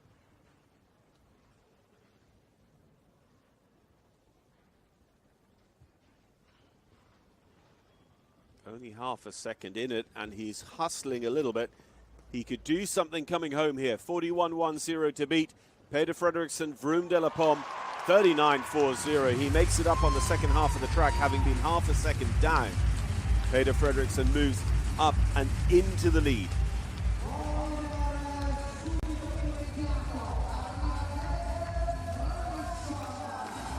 So that is faster than anyone. It is 18 hundredths faster than Yanni Sprunger. And very nearly 2 full seconds faster than Marcus Henning. So now we've got a bit of a class on our hands. Interesting. Olivier Philipparts doesn't come forward in his place. We'll get confirmation in a moment, but potentially he has withdrawn. We go directly on to Simon Delestre. Olivier Philipparts was one of those 6 riders who was going to pick up qualification for Sunday based on his performance, and clearly going to keep the powder dry with H&M Legend of Love. Or say clearly, that is my expectation of the information we should get shortly. So Simon Delestre and Olga van der Kruishover, the 10th of those to qualify. You just see him wandering a little bit on his way back to that double. He doesn't look like he's moving in the same league as Peder Fredriksson. Yeah, 1.3 seconds down on Peder at the time check. And remember, Peder was actually slower than Henning at that point. But look at this, 37.63 on the way home.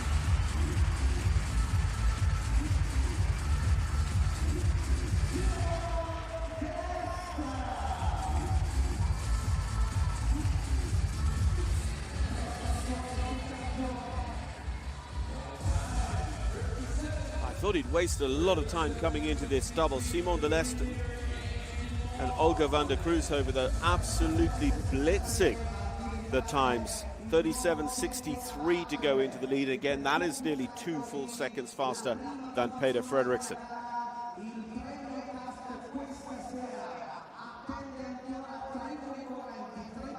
Young championship rider for Israel, Robin Mieux.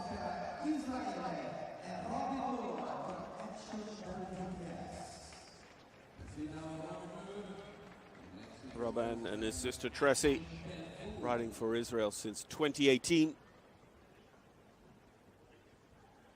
What can he do against that 37.63? Robin with Action Bellevue.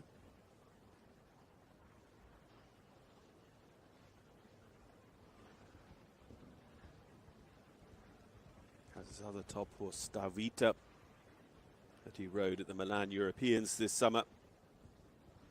Oh, and a disappointing way to start with the first down.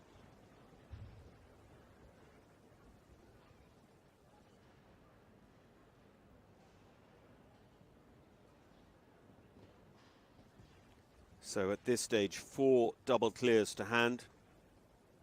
Just 2 more riders at most to see.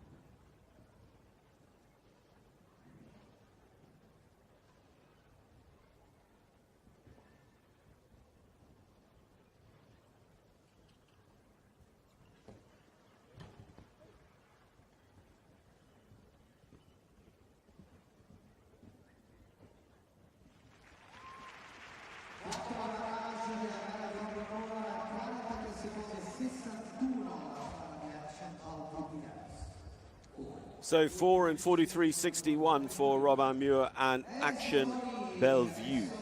So that goes into 8th position.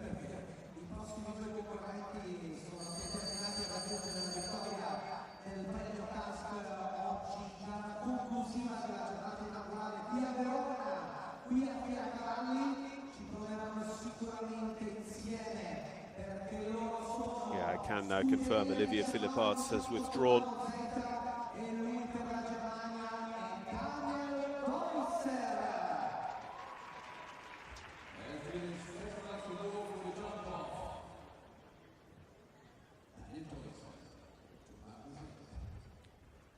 So Daniel Deusser and Tobago Z. Tobago was Daniel's horse that won the Longines Global Champions Tour Super Grand Prix.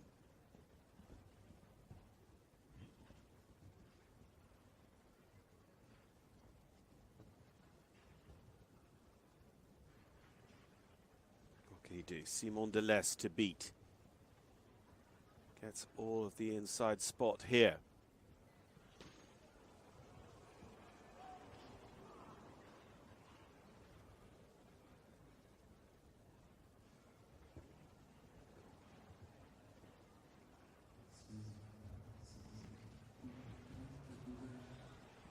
On the way home, 37.63 to beat. Not quite there, 38.92.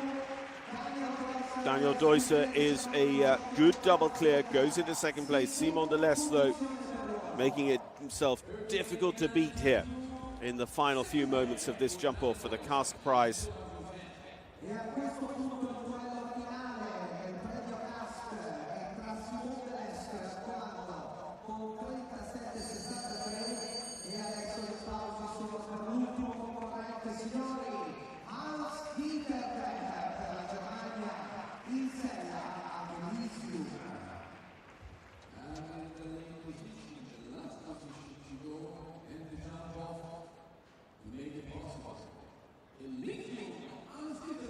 Hans-Dieter Dreyer and Elysium to bring it home. Hansi often very, very fast. So Simon Delestre can't imagine that he is the winner until we get this final score for Hans-Dieter and Elysium.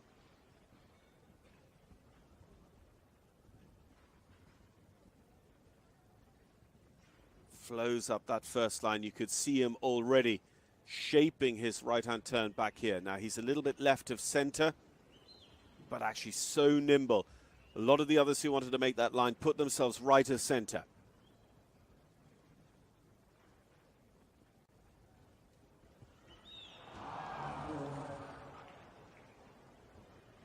So Delestre has it. What is the time going to be, even with the rail in the middle of the course? Look at it, 36.75. Hans-Dieter is one of the 6 riders in our jump-off who will get qualification for the Longines FEI Jumping World Cup qualifier on Sunday, thanks to that jumping and that qualification, but so close maybe to being victorious in the pre-qualifier class as well here for Hans-Dieter Dreyer.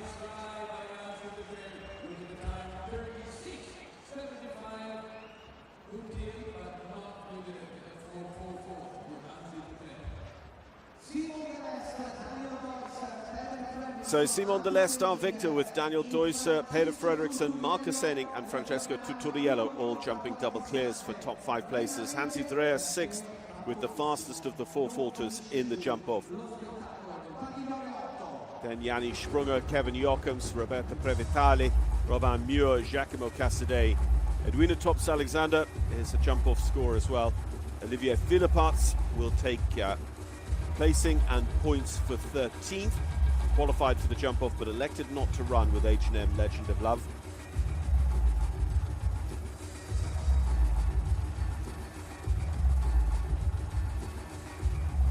And of course, they're behind those, the group ranked according to faults and time in that first round. Julia Martinengo-Marquet, Oliver Lazarus, Shane Breen, Emanuele Gaudiano, Pia Schwitzer, Ben Mayer are on top 20. Antonia Platt for Great Britain, who jumped last in the first round, just 4 faults for 21st. Martin Fuchs just behind her, 22nd, with 4 faults as well. So, 44 went to post, 13 qualified for the jump-off, and Simon Delestre takes the ultimate victory in the Cask-sponsored prize here at Jumping Verona, the prelude to the Longines FEI Jumping World Cup Verona on Sunday afternoon. We will have that for you as well. Don't forget the first horse and rider in the ring on Sunday due at 2:30. And we should have a 40-strong starting field and Scuderia 1918 presenting the Longines FEI Jumping World Cup from Verona. We'll see who will follow in the footsteps of last year's winners and, of course, the winners so far this season to see how the Western European League will play out on the road to Riyadh in Saudi Arabia. The first time the region will be hosting the Longines FEI Jumping World Cup finals in the capital of the Kingdom of Saudi Arabia, Riyadh. Looking forward to hosting those joint finals of jumping and dressage next April. Well, we will leave you with the awards to come here. Do stay with us for those, but otherwise we'll look forward to bringing you competition for the Longines FEI Jumping World Cup Verona on Sunday. Until then, goodbye.